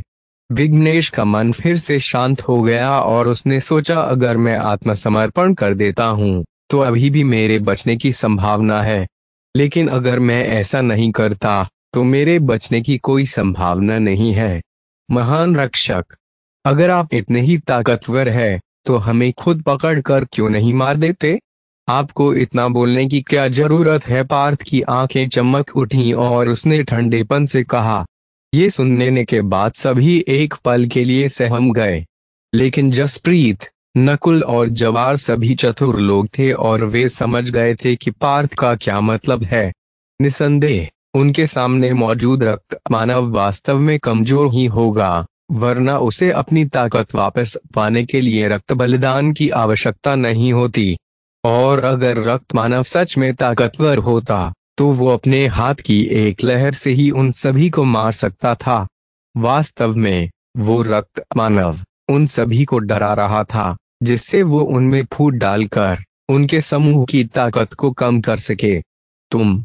रक्त मानव का शरीर तुरंत ही कठोर हो गया और उसकी अभिव्यक्ति बदल गई। क्या तुम सच में सोचते हो कि मेरे पास शक्ति नहीं है? जैसे ही उसने अपना वाक्य समाप्त की, एक ठंडी रक्त आभा गुफा में फैल गई, जिसने पूरी गुफा को हिला दिया। हा, ये तो सिर्फ आपकी मानसिक ऊर्जा है महान रक्षक। इसका मतलब ये नहीं है कि आपका शरीर की ताकतवर है। पार्थ की पैनी नजर बेहद शांत थी। जब वो आध्यात्मिक मंडल में पहुंचा था तब उसकी दिव्य दाहिनी आंख की मानसिक ऊर्जा की शक्ति भी जागृत हो गई थी और रक्त मानव ने भी केवल अपनी मानसिक ऊर्जा का ही उपयोग किया था, जो सातवें सितारे के सामान्य साधक की तुलना में अधिक मजबूत थी। जब उसने मानसिक ऊर्जा की आभा प्रसारित की थी तब पूरी गुफा हिलती हुई प्रतीत हो रही थी, लेकिन वो सिर्फ एक मानसिक ऊर्जा भ्रम की चाल थी। ये दुर्भाग्यपूर्ण था कि पार्थ की दिव्य दाहिनी आंख भ्रम के खिलाफ बेहद मजबूत थी। आध्यात्मिक मंडल का पहला सितारा। ये कैसे संभव है? उस रक्तमानव की आंखों में अविश्वास और घबराहट झलक रही थी। अपनी योजना के अनुसार वो उन सभी को अपनी मानसिक ऊर्जा से डरा देगा और उन्हें आपस में लड़ने के लिए मजबूर कर देगा। वे तब तक लड़ते रहेंगे जब तक कि उनमें से तीन की मौत नहीं हो जाती। हालांकि रक्त मानव को पार्थ जैसे चालक इंसान से मिलने की उम्मीद नहीं थी। शुरुआत में तो पार्थ भी उस रक्त मानव से डर गया था, लेकिन शांत होने के बाद पार्थ ने पाया कि प्रतिद्वंद्वी में कई सारी खामियां थीं। हा, तुम सिर्फ नाटक कर रहे हो। जसप्रीत, हंसा और बाकी सभी ने भी गहरी सांस ली। वे सभी अचानक बदले घटनाक्रम से डर गए थे, लेकिन केवल पार्थ अपने दिमाग को शांत बनाए रख पाया था। अब एक बात पक्की हो गई थी कि उसके सामने मौजूद रक्त मानव अभी कुछ समय पहले ही दोबारा से जागृत हुआ था और गंभीर रूप से घायल भी था, इसलिए उसकी ताकत सीमित थी। दरअसल खूनी चांद राक्षसी कबीले के पास एक गुप्त तकनीक थी, जिसकी सहायता से किसी के शरीर को सुप्तावस्था में भेजा जा सकता है और इस तरह से उस व्यक्ति की जान बचाई जा सकती है। लेकिन इस तकनीक के इस्तेमाल से उस व्यक्ति की साधना और शक्ति बहुत ज्यादा कमजोर हो जाती है। पार्थ के साथी भी समझ गए थे कि उस रक्तमानव के पास उन्हें मारने की ताकत नहीं थी, इसलिए वे पांचों अभी भी उनका मुकाबला कर सकते थे। विघ्नेश के अलावा, जो अभी भी नहीं जानता था कि उसे क्या करना है, बाकी चारों का हौसला फिर से बढ़ गया और ये देखकर पार्थ ने एक सांस ली। वो जानता था कि वो अकेले राजकुंवर शेरपा और उस रक्तमानव को हरा नहीं पाएगा, लेकिन अगर उनके समूह ने मिलकर उन दोनों का सामना किया तो उनके जीतने की संभावना अधिक थी।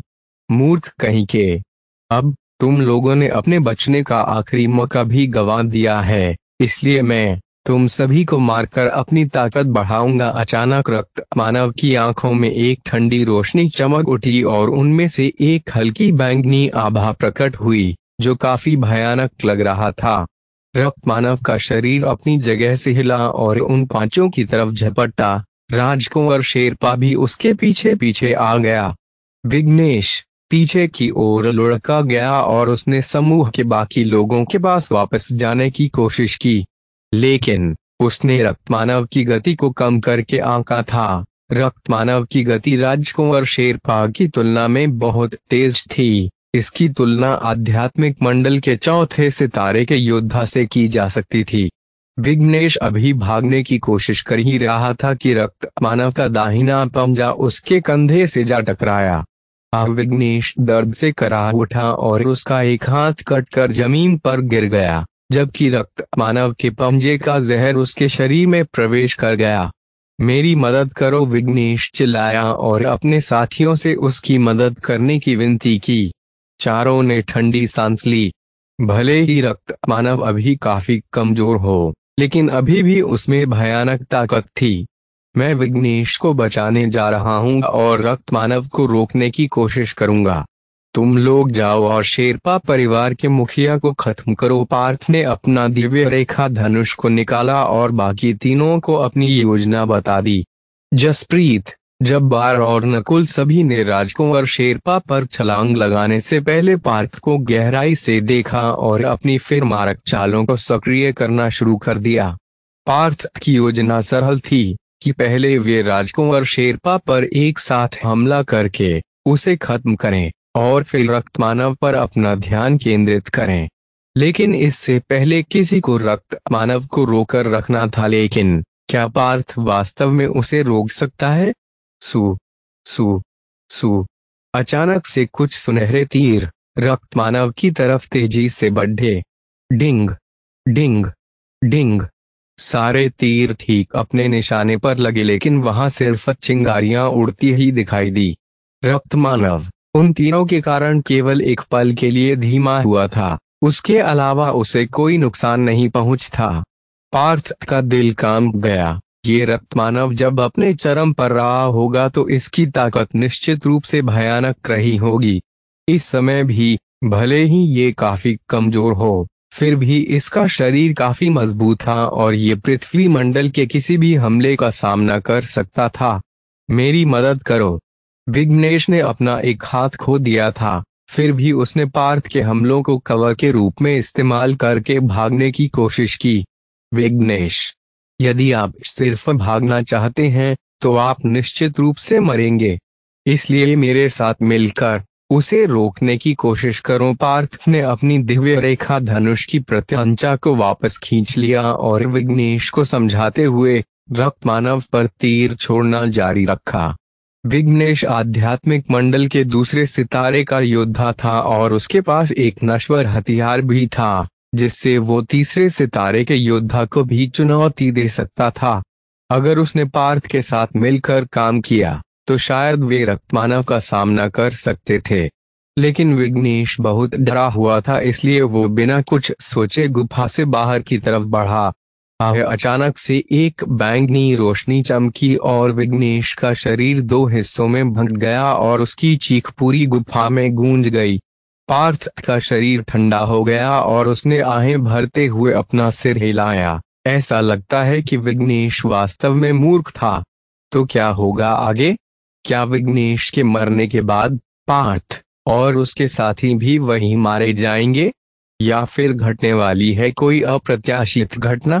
जानने के लिए आगे के चैप्टर पढ़ें और कृपया लाइक, कमेंट और शेयर करना ना भूलना। 6156 दशरथ मानव विश्व।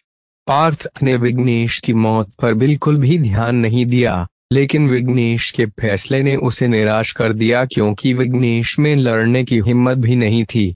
इस समय पार्थ को बस कुछ समय बर्बाद करना था और राजकुंवर शेरपा को नकुल, जब्बार और जसप्रीत द्वारा मार दिया जाएगा, और फिर वो सब मिलकर रक्तमानव से मुकाबला कर सकते हैं, जिससे उनके पास जीतने का 60% मौका होगा। एक कहावत थी, शेर जैसा दुश्मन होना खतरनाक नहीं होता, लेकिन सुअर जैसा साथी होना कहीं ज्यादा खतरनाक था। इस समय रक्तमानव के सामने केवल पार्थ ही बचा था। लड़के, अब अगली बारी तेरी है। रक्तमानव ने उसके होठों को चाटा और उसके पैरों के नीचे से एक भंवर दिखाई दिया, जो नीचे मौजूद विघ्नेश के शरीर से निकलने वाले खून से जुड़ा था। रक्त बलिदान। वहीं गुफा के दूसरे किनारे पर जसप्रीत, जब्बार और नकुल ने राजकुंवर शेरपा को एक हताश स्थिति में धकेल दिया था। शेरपा परिवार का मुखिया जंगल में पहले ही घायल हो चुका था और अब वो तीनों के पागलपन भरे हमलों का सामना कर रहा था, जिससे वो लगभग मौत के कगार पर पहुंच चुका था। अचानक जसप्रीत, जब्बार और नकुल ने विघ्नेश की चीख सुनी। विघ्नेश की चीख की तरफ अपनी निगाहें घुमाते ही उन्होंने देखा कि उसका शरीर 2 हिस्सों में कटा हुआ था। ये नजारा देखते ही उनके शरीर ठंडे पड़ गए थे। ये सही नहीं है। पार्थ भाई, नकुल पार्थ के लिए चिंता किए बिना नहीं रह सका, लेकिन वे खुद भी एक महत्वपूर्ण क्षण में थे। उन्हें सबसे पहले राजकुंवर शेरपा को मारने की जरूरत थी। राजकुंवर शेरपा एक हताश स्थिति में पहुंच चुका था, लेकिन उसने अपने दांत भींचे और वापस लड़ने की कोशिश की। राजकुंवर शेरपा जानता था कि उसे लड़ाई को तब तक खींचने की जरूरत है जब तक कि महान रक्षक पार्थ को मार नहीं देते, जो पूरे समूह में सबसे ज्यादा खतरनाक था। पार्थ ही वो व्यक्ति था जो वास्तविक खतरे का सामना कर रहा था। क्या वो वास्तव में अकेले उस रक्तमानव का सामना कर सकता था? हे, इस समय वो रक्तमानव खून के तालाब में खड़े होकर भयानक रूप से हंस रहा था, लेकिन पार्थ इससे बिल्कुल भी प्रभावित नहीं हुआ। उसने अपनी दिव्य रेखा धनुष की प्रत्यंता खींची और ठंडेपन से हंसा। क्या तुम सच में सोचते हो कि मैं तुम्हें सफल होने दूंगा? जैसे ही उसकी बात खत्म हुई, उसने दिव्य रेखा धनुष की प्रत्यंचा को कान तक खींच लिया और उसके शरीर से एक ठंडी तेज आध्यात्मिक शक्ति दिखाई दी। ये स्वर्गीय पवन तकनीकी आध्यात्मिक शक्ति थी। सु सु सु 3 तीरों के समूह ने एक तेज नीली आध्यात्मिक शक्ति के साथ एक त्रिभुज का निर्माण किया और बिजली की गति के साथ रक्तमानव की तरफ चले गए। पालक झपकते ही तीनों तीर उस रक्तमानव की आंखों के पास पहुंच गए। अपनी ओर आते तीरों को देखकर रक्तमानव डर के मारे उछल पड़ा और तुरंत ही अपनी आंखें बंद कर लीं। डिंग डिंग डिंग। आंखें बंद हो जाने से तीनों तीर रक्तमानव की पलकों से टकरा गए और चिंगारी की 3 लहार दिखाई दी, लेकिन रक्तमानव को जरा भी चोट नहीं आई। ये देखकर पार्थ बिल्कुल भी हैरान नहीं हुआ। उसने पहले ही ऐसा होने की उम्मीद की थी। घृणित बचे। रक्तमानव गुस्से और सदमे में कुछ कदम पीछे हट गया। तीर के एक और समूह के साथ पार्थ ने रक्तमानव के घुटने और पैरों पर हमला किया। तीर के दूसरे समूह की शक्ति तीसरे सितारे के योद्धा को भी मात दे सकती थी, यहाँ तक कि रक्तमानव को भी कुछ कदम पीछे हटना पड़ा। इसका मतलब था कि अब वो विघ्नेश के शरीर से दूर चला गया था। ठीक उसी समय रक्तमानव के नीचे का भंवर भी अचानक से गायब हो गया। इसी के साथ पार्थ ने रक्त बलिदान की प्रक्रिया को रोक दिया था। रक्तमानव का उद्देश्य एक गुप्त तकनीक का उपयोग करके अपनी शक्ति बढ़ाने के लिए विघ्नेश का खून चूसना था। अगर ये एक सामान्य व्यक्ति होता तो उसके रक्त का रक्तमानव पर कोई प्रभाव नहीं पड़ता, लेकिन विघ्नेश दूसरे सितारे का योद्धा था और उसके खून में बहुत सारी ऊर्जा समाहित थी। स्वर्गीय पवन ईश्वर तकनीकी आध्यात्मिक शक्ति वास्तव में अद्वितीय है। पार्थ ने ऐसा सोचते हुए ही रक्तमानव पर अपने तीरों से हमला करना जारी रखा। डिंग डिंग डिंग। रक्तमानव ने उन सभी तीरों को अपने शरीर से टकराने दिया और फिर वो पार्थ पर टूट पड़ा। पार्थ ने अपना धनुष दूर किया और तुरंत ही कई भ्रामक आकृतियों में बदल गया। जो अलग अलग दिशाओं में जा रही थी। अज्ञानी बाबा उस रक्तमानव ने मजाक उड़ाते हुए कहा, क्योंकि उसने तुरंत पहचान लिया कि पार्थ की कौन सी आकृति असली थी। पार्थ का दिल कांप उठा और वो जल्द ही समझ गया कि भले ही रक्तमानव का शरीर कमजोर था, लेकिन उसकी भ्रामक मछली गति तकनीक रक्तमानव को धोखा नहीं दे पाएगी। तुरंत ही बाकी आकृतियां गायब हो गई और पार्थ के असली शरीर ने एक नीले रंग की चमक छोड़ी, जिससे उसकी गति और भी अधिक हो गई। बूम! रक्तमानव का हमला चूक गया और उसका हमला पास की दीवार से टकरा गया, जिससे उसके टुकड़े टुकड़े हो गए। पार्थ एक भयानक गति तक पहुंच गया था और वो पानी में तैरती मछली की तरह फुर्तीला था। उसने स्वर्गीय पवन ईश्वर तकनीकी आध्यात्मिक शक्ति को पूरी क्षमता से प्रसारित किया और उस मजबूत आध्यात्मिक शक्ति की मदद से उसकी गति पूरी तरह से नए स्तर पर पहुंच गई। इसके अलावा पार्थ की गति कौशल को भ्रामक मछली चित्र के साथ मिला दिया गया था। इस समय पार्थ की गति तीसरे आसमान के शिखर पर गति के बराबर थी। रक्तमानव कई बार चूक गई और अपनी मानसिक ऊर्जा के साथ एक भ्रम पैदा कर रही थी। अगर पार्थ की जगह कोई और होता, फिर चाहे भले ही वो आध्यात्मिक मंडल के चौथे सितारे पर ही क्यों ना हो, वो तब भी इस हमले से जरूर प्रभावित होते। लेकिन दुर्भाग्य से रक्तमानव का प्रतिद्वंद्वी पार्थ था, जिनके पास भ्रम के खिलाफ लगभग पूर्ण लचीलापन था। महान रक्षक, ऐसा लगता है कि आप अभी अभी जागे हैं, जिससे आपकी मांसपेशियां अभी भी अकड़ी हुई हैं। भले ही आपका शरीर काफी मजबूत है, लेकिन आपकी शक्ति सीमित है। पार्थ हल्के से हंसा। उसकी योजना के अनुसार अगर राजकुंवर शेरपा को मार दिया गया, फिर तो रक्तमानव को भी मारा जा सकता था, क्योंकि उन चारों से एक साथ लड़ने पर रक्तमानव की ऊर्जा जल्द ही समाप्त हो जाएगी। चूंकि मैं तुम्हें नहीं मार सकता, इसलिए मैं पहले जाकर बाकी तीनों को मारूंगा। रक्तमानव की आंखों में चालाकी के भाव आ गए और वो जसप्रीत और बाकी लोगों की ओर मुड़ गया। ये अच्छा नहीं है। पार्थ की अभिव्यक्ति नाटकीय रूप से बदल गई। वो जिस दुश्मन का सामना कर रहा था, आखिरकार वो एक राक्षसी प्रवृत्ति वाला रक्तमानव था, जो सैकड़ों वर्षों से जीवित था और खूनी चांद राक्षसी समुदाय का उपशाखा प्रमुख भी था। तो फिर उसे मारना इतना सरल कैसे हो सकता है? उस रक्तमानव ने अपनी आभा प्रसारित की, जिसने पहाड़ों को भी हिला दिया और वो जसप्रीत और उसके साथियों की ओर बढ़ गया।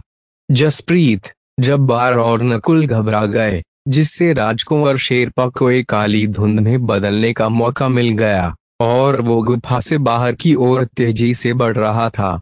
अब पार्थ के पास दो विकल्प थे। पहला, राजकुंवर शेरपा को मार डाले। दूसरा, नकुल, जब्बार और जसप्रीत को बचाएं। पार्थ के अपने मन में विचार किया और फिर दूसरा विकल्प चुना। उसने तुरंत ही उस रक्तमानव का पीछा किया। पवन विद्युत हथेली, बिजली की गड़गड़ाहट और हवा की आवाज ने पूरी गुफा को घेर लिया और इसने जसप्रीत, जब्बार और नकुल को रक्तमानव के मानसिक ऊर्जा भ्रम से बचने में मदद की। बूम! इसी बीच पार्थ और रक्तमानव आमने सामने भिड़ गए। टकराते ही दोनों आकृतियां अलग हो गईं, लेकिन पार्थ ने महसूस किया कि उसका हाथ सुन्न हो गया है और वो खून की उल्टी करना चाहता है। रक्तमानव का हमला बहुत ताकतवर था, जो कि आध्यात्मिक मंडल के चौथे सितारे के करीब था। बिजली की शक्ति रक्तमानव अभी भी अपने स्थान पर अविचलित खड़ा था, लेकिन तभी उसने अपने हाथ पर एक काला निशान देखा, जो अपने आप ठीक हो गया। पार्थ बेहद हैरान था। स्वर्गीय पवन ईश्वर तकनीकी आध्यात्मिक शक्ति के साथ पवन विद्युत हथेली की शक्ति इतनी भयानक थी। आखिरकार उसकी पवन विद्युत हथेली केवल चाल थी, जिसमें हवा की शक्ति शामिल थी, जबकि स्वर्गीय पवन ईश्वर तकनीक में पवन रुख की पहली तीनों तकनीकों का ज्ञान शामिल था। इसके अलावा पार्थ ने महसूस किया कि बिजली की शक्ति रक्तमानव की शक्ति का मुकाबला कर सकती है।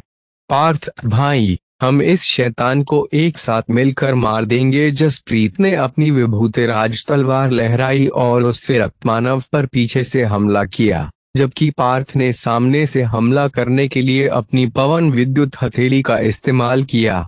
तुम चींटियों की हिम्मत कैसे हुई कि तुम लोग महान रक्षक को मारने की कोशिश करो। रक्त मानव क्रूरता से हंसा और उसने अपने पंजों लहरा दिए और उसके शरीर से बैंगनी रोशनी की एक रेखा निकली जिसने जमीन में एक गहरा गड्ढा बना दिया।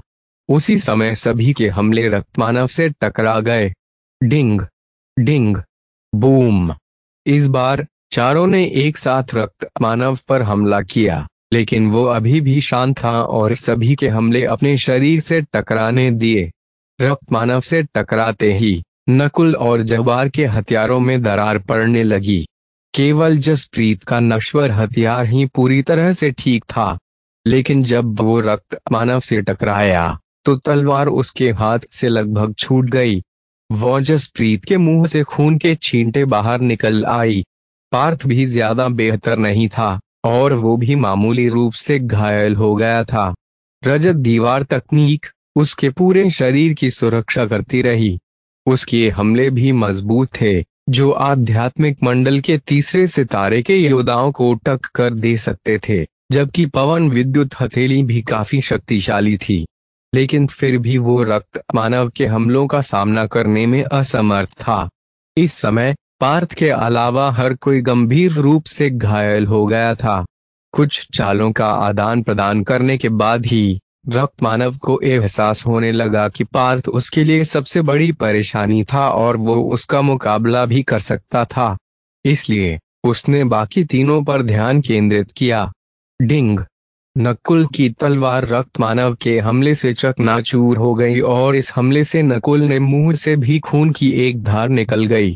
जबार को भी बैंगनी रंग की रोशनी से चोट लगी, जिससे उसका शरीर पीछे की ओर चला गया और उसके कंधे पर एक घाव दिखाई देने लगा। दोनों की युद्ध शक्ति आध्यात्मिक मंडल के दूसरे सितारे की थी, लेकिन दोनों पलक झपकते ही बुरी तरह घायल हो गए।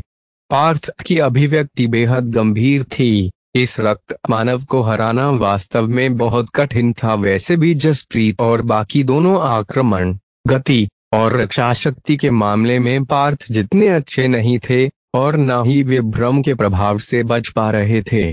तुम लोग पीछे हट जाओ, मैं उसे रोक लूंगा, पार्थ ने निर्णायक रूप से कहा। पार्थ भाई, तुम भी सावधान रहना। नकुल और बाकी दोनों अपने थके हुए शरीर को घसीटते हुए गुफा के बाहर की ओर ले गए। वे जानते थे कि केवल पार्थ ही रक्तमानव का कुछ देर तक मुकाबला कर सकता है और अगर वे वहां रुके तो वे खुद ही पार्थ के लिए मुसीबत बन जाएंगे। पवन विद्युत हथेली। जलती हुई हवा का रुख। अब जबकि नकुल और बाकी लोग चले गए थे तो पार्थ ने रक्तमानव को रोकने के लिए अपने सबसे मजबूत हमलों का इस्तेमाल किया, लेकिन अपेक्षाओं से विपरीत रक्तमानव ने उसे नहीं रोका। इसके बजाय उसके चेहरे पर एक दुष्ट मुस्कान दिखाई दी। बहुत देर हो चुकी है, अब तुम सब कहीं नहीं जा पाओगे। पार्थ रुका और महसूस किया कि कुछ गलत था। धम। जब्बार, जो अभी अभी 10 गज की दूरी तक भागा था, असहाय होकर जमीन पर गिर पड़ा। जबार भाई नकुल और जसप्रीत दोनों ने जबार को ऊपर उठाया तो उन्होंने पाया कि उसके शरीर पर एक काली रेखा दिखाई दे रही थी, जिससे उसका पूरा शरीर जम गया था। तुम सबको मैंने रक्तमानव विष से संक्रमित कर दिया है। अगर मैं कुछ भी न करूं तब भी तुम सब मरोगे। रक्तमानव हंसा और उसने कोई हमला नहीं किया। धम। नकुल का शरीर भी जमना शुरू हो गया और वो तुरंत ही जमीन पर गिर पड़ा। जसप्रीत ने भी कांपना शुरू कर दिया और जमीन पर गिरने से पहले उसने एक बार पार्थ को देखा। रक्तमानव विष। हमें रक्तमानव ने विष कब दिया? पार्थ का शरीर ठंडा हो गया क्योंकि उसे भी महसूस हुआ कि उसके अंगों की ओर एक ठंडी और विषीली ऊर्जा फैल रही है। मेरे विष के कारण तुम्हारा रक्त प्रवाह रुक गया है। जब तुम्हारा खून पूरी तरह से शांत हो जाएगा तो विष तुम्हारे पूरे शरीर में फैल जाएगा और तुम सब 3 दिनों में एक रक्तमानव बन जाओगे। रक्तमानव ने अपने होंठ चाटे और बुरी तरह हंसा। रक्तमानव पार्थ ने एक ठंडी हिचकी ली। वो स्पष्ट रूप से जानता था कि इसका क्या मतलब है। इस समय जसप्रीत और बाकी दोनों ने धीरे धीरे अपनी आंखें बंद कर लीं और वे बेहोश हो गए। हो सकता है कि वे इस लड़ाई की वजह से बहुत थके हुए थे, या फिर विष पहले ही उनके पूरे शरीर में फैल चुका था। तुम आध्यात्मिक मंडल के पहले सितारे के किसी योद्धा के पास रक्तमानव विष के खिलाफ इतना प्रतिरोध कैसे हो सकता है? रक्तमानव ने बड़बड़ाते हुए कहा। वो बेहद हैरान था, क्योंकि पार्थ अभी भी अपनी जगह पर ही खड़ा था, बिना किसी नुकसान के। तो क्या होगा आगे? क्या पार्थ और उसके साथी उस जहर के प्रभाव से मारे जाएंगे, या फिर पार्थ वहां से बचने में कामयाब हो पाएगा? जानने के लिए आगे के चैप्टर पढ़े, और कृपया लाइक, कमेंट और शेयर करना ना भूलना। 6157 प्राचीन रक्तरेखा। 1 सांस, 2 सांस, 3 सांस। पार्थ जहां था वहीं शांति से खड़ा रहा और उसके शरीर पर किसी भी असामान्यता का कोई संकेत नहीं था। रक्तमानव ने पूरे 10 सांसों तक इंतजार किया, लेकिन फिर भी पार्थ को कुछ नहीं हुआ। इसके विपरीत पार्थ का चेहरा और भी लाल और चमकदार हो गया। ये कैसे हो सकता है? उस रक्तमानव के चेहरे पर हैरानी के भाव दिखाई दिया।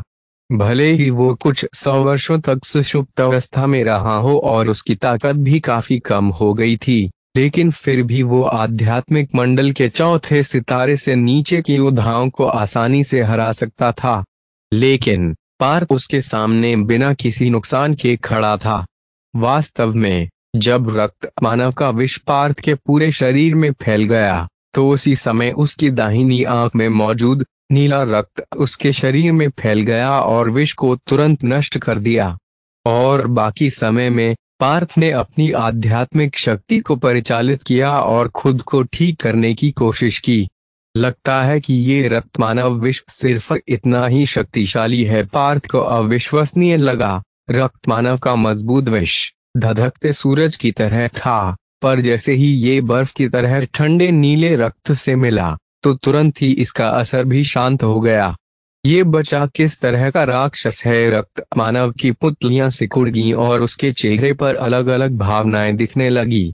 लेकिन ये भी एक रक्तमानव था जो सैकड़ों वर्षों तक जीवित रहा, इसलिए उसने खुद को संभाला और दुष्टता से हंसा बचे। भले ही तुम रक्तमानव विष का मुकाबला कर सकते हो, लेकिन क्या तुम ये सोचते हो कि तुम मेरे खिलाफ अकेले लड़ सकते हो? यहाँ तक कि पांचों मिलकर भी उससे नहीं जीत सके, तो भला पार्थ अकेले उसका सामना कैसे कर सकता था? ठीक है, फिर देखते हैं। पार्थ बड़बड़ाया और उसने भावहीनता से अपने दाहिनी आंख पर लगा नेत्र कवच हटा लिया। नेत्र कवच रक्तमानव को अभी अभी ये एहसास हुआ कि पार्थ ने अभी तक केवल एक आंख का इस्तेमाल किया था। नेत्र कवच हटने के बाद रक्तमानव को एक अजीब सी आंख दिखाई दी। ऐसा लग रहा था कि उसके अंदर एक अथाह खाई हो। ये आंख रक्तमानव का दिल दहल गया, और जब उसने पार्थ की आंखों को देखा तो उसे लगा जैसे कि वो गहरे रसातल की ओर आकर्षित हो रहा है। उसने तुरंत इसका प्रतिकार करने के लिए अपनी मानसिक ऊर्जा का इस्तेमाल किया। बीच हवा में लाल आंखों से निकली मानसिक शक्ति झील से नीली आंख की शक्ति से टकरा गई। तभी मानसिक ऊर्जा की शक्ति हवा के माध्यम से आगे बढ़ी और उस रक्तमानव को ऐसा लगा जैसे उस नीली आंख ने उसकी मानसिक ऊर्जा को कुचलते हुए उसकी आंखों को चाकू से काट दिया हो। इसका मतलब ये था कि भले ही रक्तमानव की मानसिक ऊर्जा थोड़ी अधिक थी, लेकिन पार्थ अभी भी इसका मुकाबला कर सकता था। इतना मजबूत। इस आंख की शक्ति कितनी अजीब है। पार्थ ने अपने दिल के उत्साह को दबा दिया। उसकी दाहिनी आंख की ताकत आखिरकार सामने आ ही गई थी। इस समय पार्थ की दिव्य दाहिनी आंख उन्नत दृष्टि मोड में चली गई थी, और वो हवा, धूल, कण और प्रकाश हर चीज को देख सकता था। यहाँ तक कि वो उस रक्तमानव के अंदरूनी अंगों को भी देख सकता था। उसकी दिव्य दाहिनी आंख चट्टान की आर पार भी देख सकती थी, इसलिए जैसे ही उसने उस क्षेत्र निरीक्षण किया तो उसे कई मूल्यवान खजाने दिखाई दिए। वो रक्तमानव के रहस्यमयी कपड़े, उसकी अंगूठी और थैले में छुपाया गया सामान सब कुछ देख सकता था। ऐसा लग रहा था कि उसके पास सब कुछ नियंत्रित करने की शक्ति थी।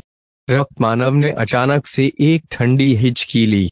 तभी उसे अचानक वो दिन याद आ गया जब वो कुछ 100 साल पहले खूनी चांद राक्षसी समुदाय के कुलपति से मिला था। भले ही वो एक उपशाखा प्रमुख था, लेकिन उसे भी केवल एक बार ही कुलपति को देखने का मौका मिला था। लेकिन वो उनकी आंखों की भयानक शक्ति को कभी नहीं भूलेगा। और आज फिर से उसे वही एहसास हो रहा था। पवन विद्युत हथेली पार्थ का शरीर तेजी से आगे बढ़ा और सटीक शक्ति के साथ रक्त मानव की छाती के दाहिनी ओर निशाना लगाया। कैसे? वो कैसे जानता है कि मुझे किस जगह गंभीर चोट लगी है? रक्त मानव का दिल कांप उठा। पार्थ ने भी महसूस किया जैसे उसने एक नए स्तर पर प्रवेश कर लिया है और उसकी शक्ति भी बढ़ गई है। उसने पूरी शक्ति के साथ उस स्थान पर हमला किया जहां रक्त मानव को पहले ही चोट लगी थी। बूम! पार्थ की हथेली रक्त मानव से टकरा गई, लेकिन इस बार पार्थ की पवन विद्युत हथेली ने एक निश्चित मार्ग का अनुसरण किया और ये सीधे रक्त मानव के गंभीर रूप से घायल दिल से टकरा गई। आपस में टकराने के बाद जल्द ही दोनों एक दूसरे से दूर हो गए। रक्त मानव की अभिव्यक्ति नाटकीय रूप से बदल गई। को भय के साथ देखा। ज्वलंत पवन रुख।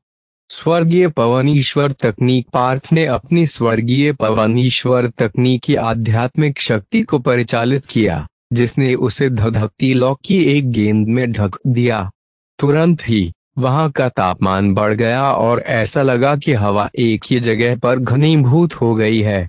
ज्वलंत पवन रुख की शक्ति पवन विद्युत हथेली के बराबर थी, लेकिन पार्थ की हवा के बारे में समझ काफी बढ़ गई थी। इसलिए जब उसने इसे स्वर्गीय पवन ईश्वर तकनीक की आध्यात्मिक शक्ति के साथ प्रयोग किया, तो उसकी आध्यात्मिक मंडल के तीसरे सितारे को योद्धाओं को भी पार कर जाती थी।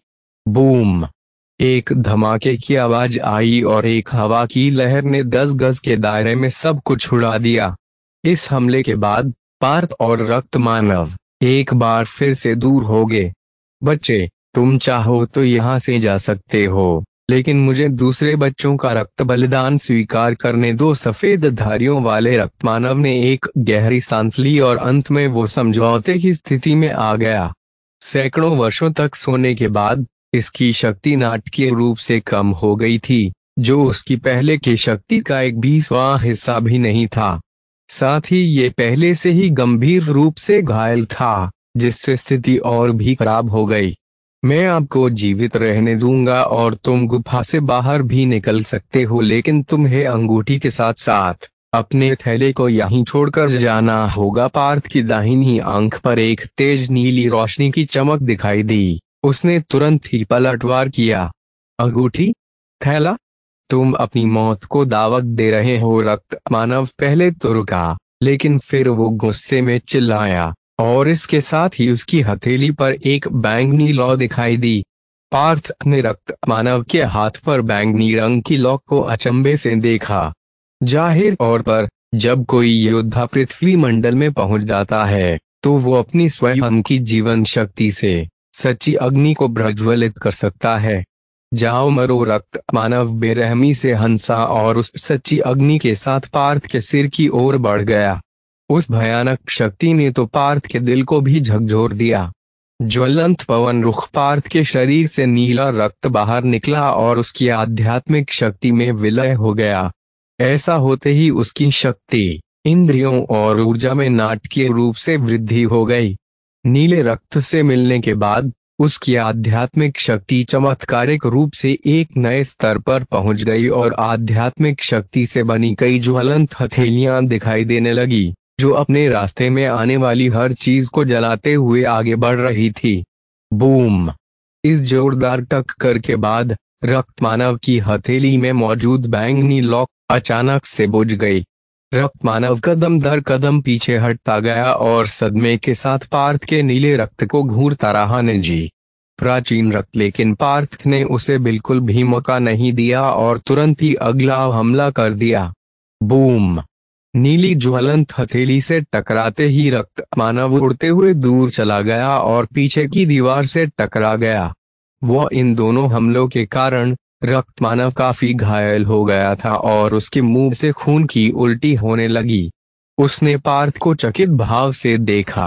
प्राचीन रक्त रेखा, नीली आंख। ये लड़का किस प्राचीन जाति से है? गढ़वाल में इतनी शुद्ध प्राचीन रक्त रेखा कहाँ से आ गई? प्राचीन रक्त रेखा? पार्थ थोड़ा हैरान लग रहा था।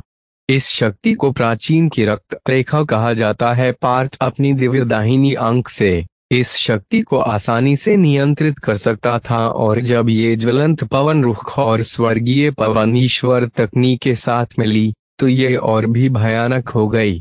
पार्थ आश्वस्त था कि उसने रक्त मानव को गंभीर रूप से घायल कर दिया है, इसलिए अब उसे बस इतना करना था कि वो अपनी ताकत को महत्वपूर्ण क्षण के लिए बचा कर रखे। बेवकूफ लड़के, ऐसा लगता है कि तुम अभी भी अपने शरीर में मौजूद खजाने के बारे में नहीं जानते हो। प्राचीन रक्त रेखा सबसे मजबूत रक्त रेखाओं में से एक है। रक्त मानव किसी तरह से खुद को उठाने में कामयाब रहा। रक्त रेखा, तो फिर कबीला केवल आध्यात्मिक शरीर की क्षमता पर ही ध्यान क्यों देता है और रक्त रेखा पर नहीं? पार्थ जिज्ञासा से बड़बड़ाया। क्या तुम जानते हो कि रक्त रेखाएं कितनी शक्तिशाली होती हैं? यहाँ तक कि सबसे कमजोर और घटिया रक्त रेखा भी किसी उच्च स्तरीय आध्यात्मिक शरीर के बराबर होती है, लेकिन इसकी शक्ति जागृत होने से पहले रक्त रेखा को मापने या परीक्षण करने का कोई तरीका नहीं है। रक्त मानव उपहास पूर्वक मुस्कुराया। हम तो ये बात है। पार्थ ने धीरे धीरे अपनी आध्यात्मिक शक्ति और नीले रक्त को परिचालित किया और एक बार फिर रक्त मानव पर हमला करने के लिए तैयार हो गया। लड़के, रुको। अगर तुम अपनी रक्त रेखा की शक्ति का उपयोग करते हैं तो भी तुम मुझे मारने में कामयाब नहीं हो पाओगे। रक्त मानव की आंखों में निर्णायक रूप से चमक उठी। अगर पार्थ ने वास्तव में रक्त मानव को इसी तरह इस्तेमाल करता रहा तो रक्त मानव अपनी सबसे घातक हमलों का उपयोग कर सकता है।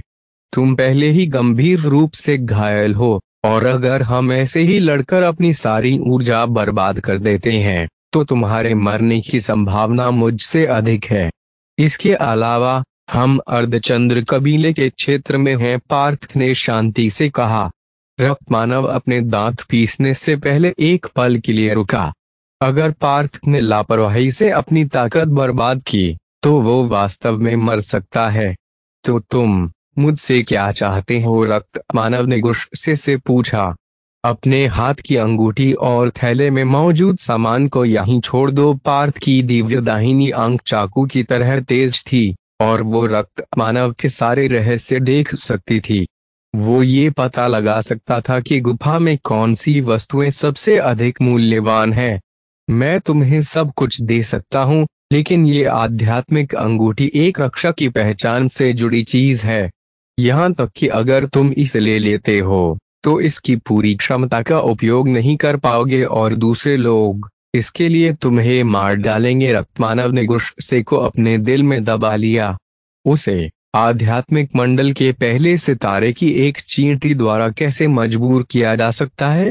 लेकिन प्रतिद्वंद्वी के प्राचीन रक्त रेखा को देखते हुए वो समझ गया था कि ये बच्चा बहुत भाग्यशाली है और वो एक दिन विलक्षण गुण संपन्न मनुष्य बन जाएगा। इससे रक्त मानव को थोड़ा बेहतर महसूस हुआ। पार्थ ने थोड़ी देर तक सोचा और फिर सहमति में सिर हिला दिया। जल्द ही रक्त मानव ने एक थैला निकाला जिसमें कुछ लाल रंग की औषधीय गोलियां, एक जानवर की त्वचा पर बना नक्शा और एक टूटी हुई लाल रंग की तलवार थी। जब रक्त मानव ने ये सामान सौंप रहा था तो उसके चेहरे पर अनिच्छा साफ देखी जा सकती थी। तो क्या होगा आगे? क्या पार्थ रक्त मानव को इतनी आसानी से जाने देगा या फिर खेल का पासा पलटने वाला है? और पार्थ के साथियों का क्या होगा जो जहर के प्रभाव से मरने वाले हैं? जानने के लिए आगे के चैप्टर पढ़ें और कृपया लाइक, कमेंट और शेयर करना ना भूलना। 6158 अभियान की सफलता। दोस्तों, एक छोटी सी शिकायत है आप सभी से, आप लोग नावल को बिल्कुल भी शेयर नहीं कर रहे हो। तो प्लीज लाइक और शेयर करना जारी रखें। अब आगे की कहानी। पार्थ ने अपने सामने मौजूद वस्तुओं को देखा। लाल रंग की औषधीय गोलियां, एक जानवर की त्वचा पर बना नक्शा और एक टूटी हुई लाल रंग की तलवार। लेकिन उसने रक्तमानव को तुरंत जाने नहीं दिया, और वो भी पार्थ के ऐसा करने का मतलब जानता था। ये रक्तसार वटी हैं, जो आध्यात्मिक मंडल के 5 हिंसक पशुओं के रक्त और दर्जनों विभिन्न दुर्लभ पौधों से बनाए गए हैं। आध्यात्मिक मंडल के तीसरे सितारे तक के योद्धाओं पर इसका एक निश्चित प्रभाव पड़ता है। साथ ही ये तुम्हारे दोस्तों के शरीर में मौजूद जहर को खत्म कर सकता है, रक्त मानव ने समझाते हुए कहा। पार्थ ने जांच की तो पाया कि चारों औषधीय गोलियां सही हालत में थीं। ये कल्पना करना कठिन था कि इन औषधीय गोलियों की किस तरह से बनाया गया होगा। आपने इन्हें क्यों नहीं खाया? इससे तो आपकी ताकत वापस आ सकती थी, पार्थ ने संदेह से पूछा। रक्तमानव कड़वाहट से मुस्कुराया। ये रक्तसार वटी केवल उन लोगों को प्रभावित करती हैं जो आध्यात्मिक मंडल के तीसरे सितारे के नीचे हैं। वैसे तो मैं रक्त पुष्प वटी बनाना चाहता था, लेकिन उसके लिए कुछ और जड़ी बूटियों की आवश्यकता थी, इसलिए मैं ये ही बना पाया। पर अब ये सब तुम्हारे हैं। ये सुनकर पार्थ को रक्तसार वटी को अपनी नाक के पास ले गया, लेकिन उसकी गंध से उसका सिर चकरा गया। रक्तसार वटी की शोधन तकनीक बिल्कुल वाहियात है। यद्यपि ये औषधि कम समय में किसी के साधना स्तर में सुधार कर सकती है, लेकिन इससे शरीर में अंदरूनी समस्या भी हो सकती है। पार्थ औषधि निर्माण में कुशल था। केवल औषधियों की महक और स्पर्श से ही उसे उनके गुणों का पता चल जाता था। रक्तमानव पार्थ की इस हरकत से थोड़ा चिढ़ गया। उसने नहीं सोचा था कि उसके सामने मौजूद ये लड़का उसकी औषधि निर्माण तकनीक का मजाक उड़ाएगा। अज्ञानी लड़के, इन औषधीय गोलियों को बनाने के लिए मेरे पास कोई सामान नहीं था। उसके बावजूद इनकी गुणवत्ता इतनी अच्छी है। रक्तमानव तो लगभग पागल ही हो गया था। क्या कभी किसी बच्चे ने इस तरह द्वारा उसका मजाक उड़ाया था? क्या कोई बिना कड़ाही के औषधीय गोलियां बना सकता है? लेकिन फिर भी रक्तमानव ऐसा करने में कामयाब रहा था। इसे एक तरह की उपलब्धि ही कही जाएगी। पार्थ ने रक्तमानव के चेहरे पर एक हैरान करने वाला भाव देखा। जानवर की त्वचा पर बना ये नक्शा अधूरा है, लेकिन इसका संबंध एक रहस्यमय खजाने से है। मैंने दसियों वर्षों तक इसका अध्ययन किया है, लेकिन कोई लाभ नहीं हुआ। इसलिए अगर मैं इसे तुम्हें दे देता हूं तो इससे कोई खास फर्क नहीं पड़ने वाला, उस रक्तमानव ने कहना जारी रखा। पार्थ ने देखा कि नक्शा सच में अधूरा था और उन पर जो चित्र बने थे वे किसी भूल भुलैया की तरह लग रहे थे, जिसमें असली रास्ता खोजना मुश्किल था।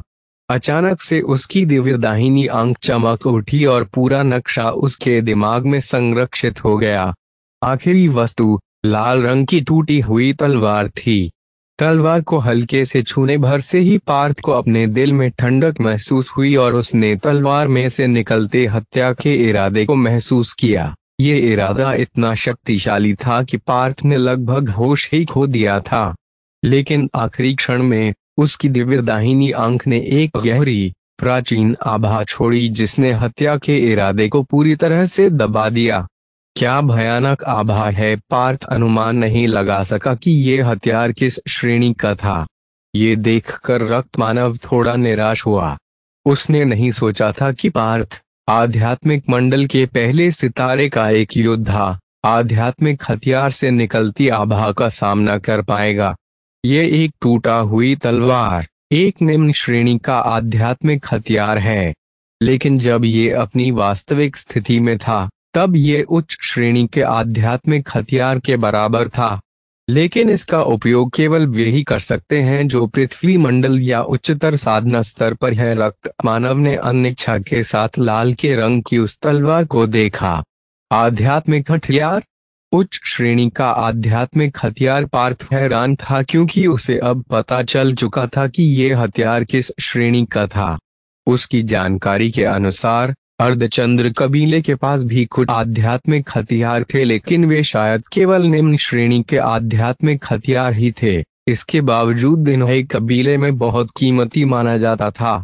इस दुनिया में वस्तुओं को अलग अलग श्रेणी नश्वर, आध्यात्मिक, पृथ्वी और आकाश में विभाजित किया गया था।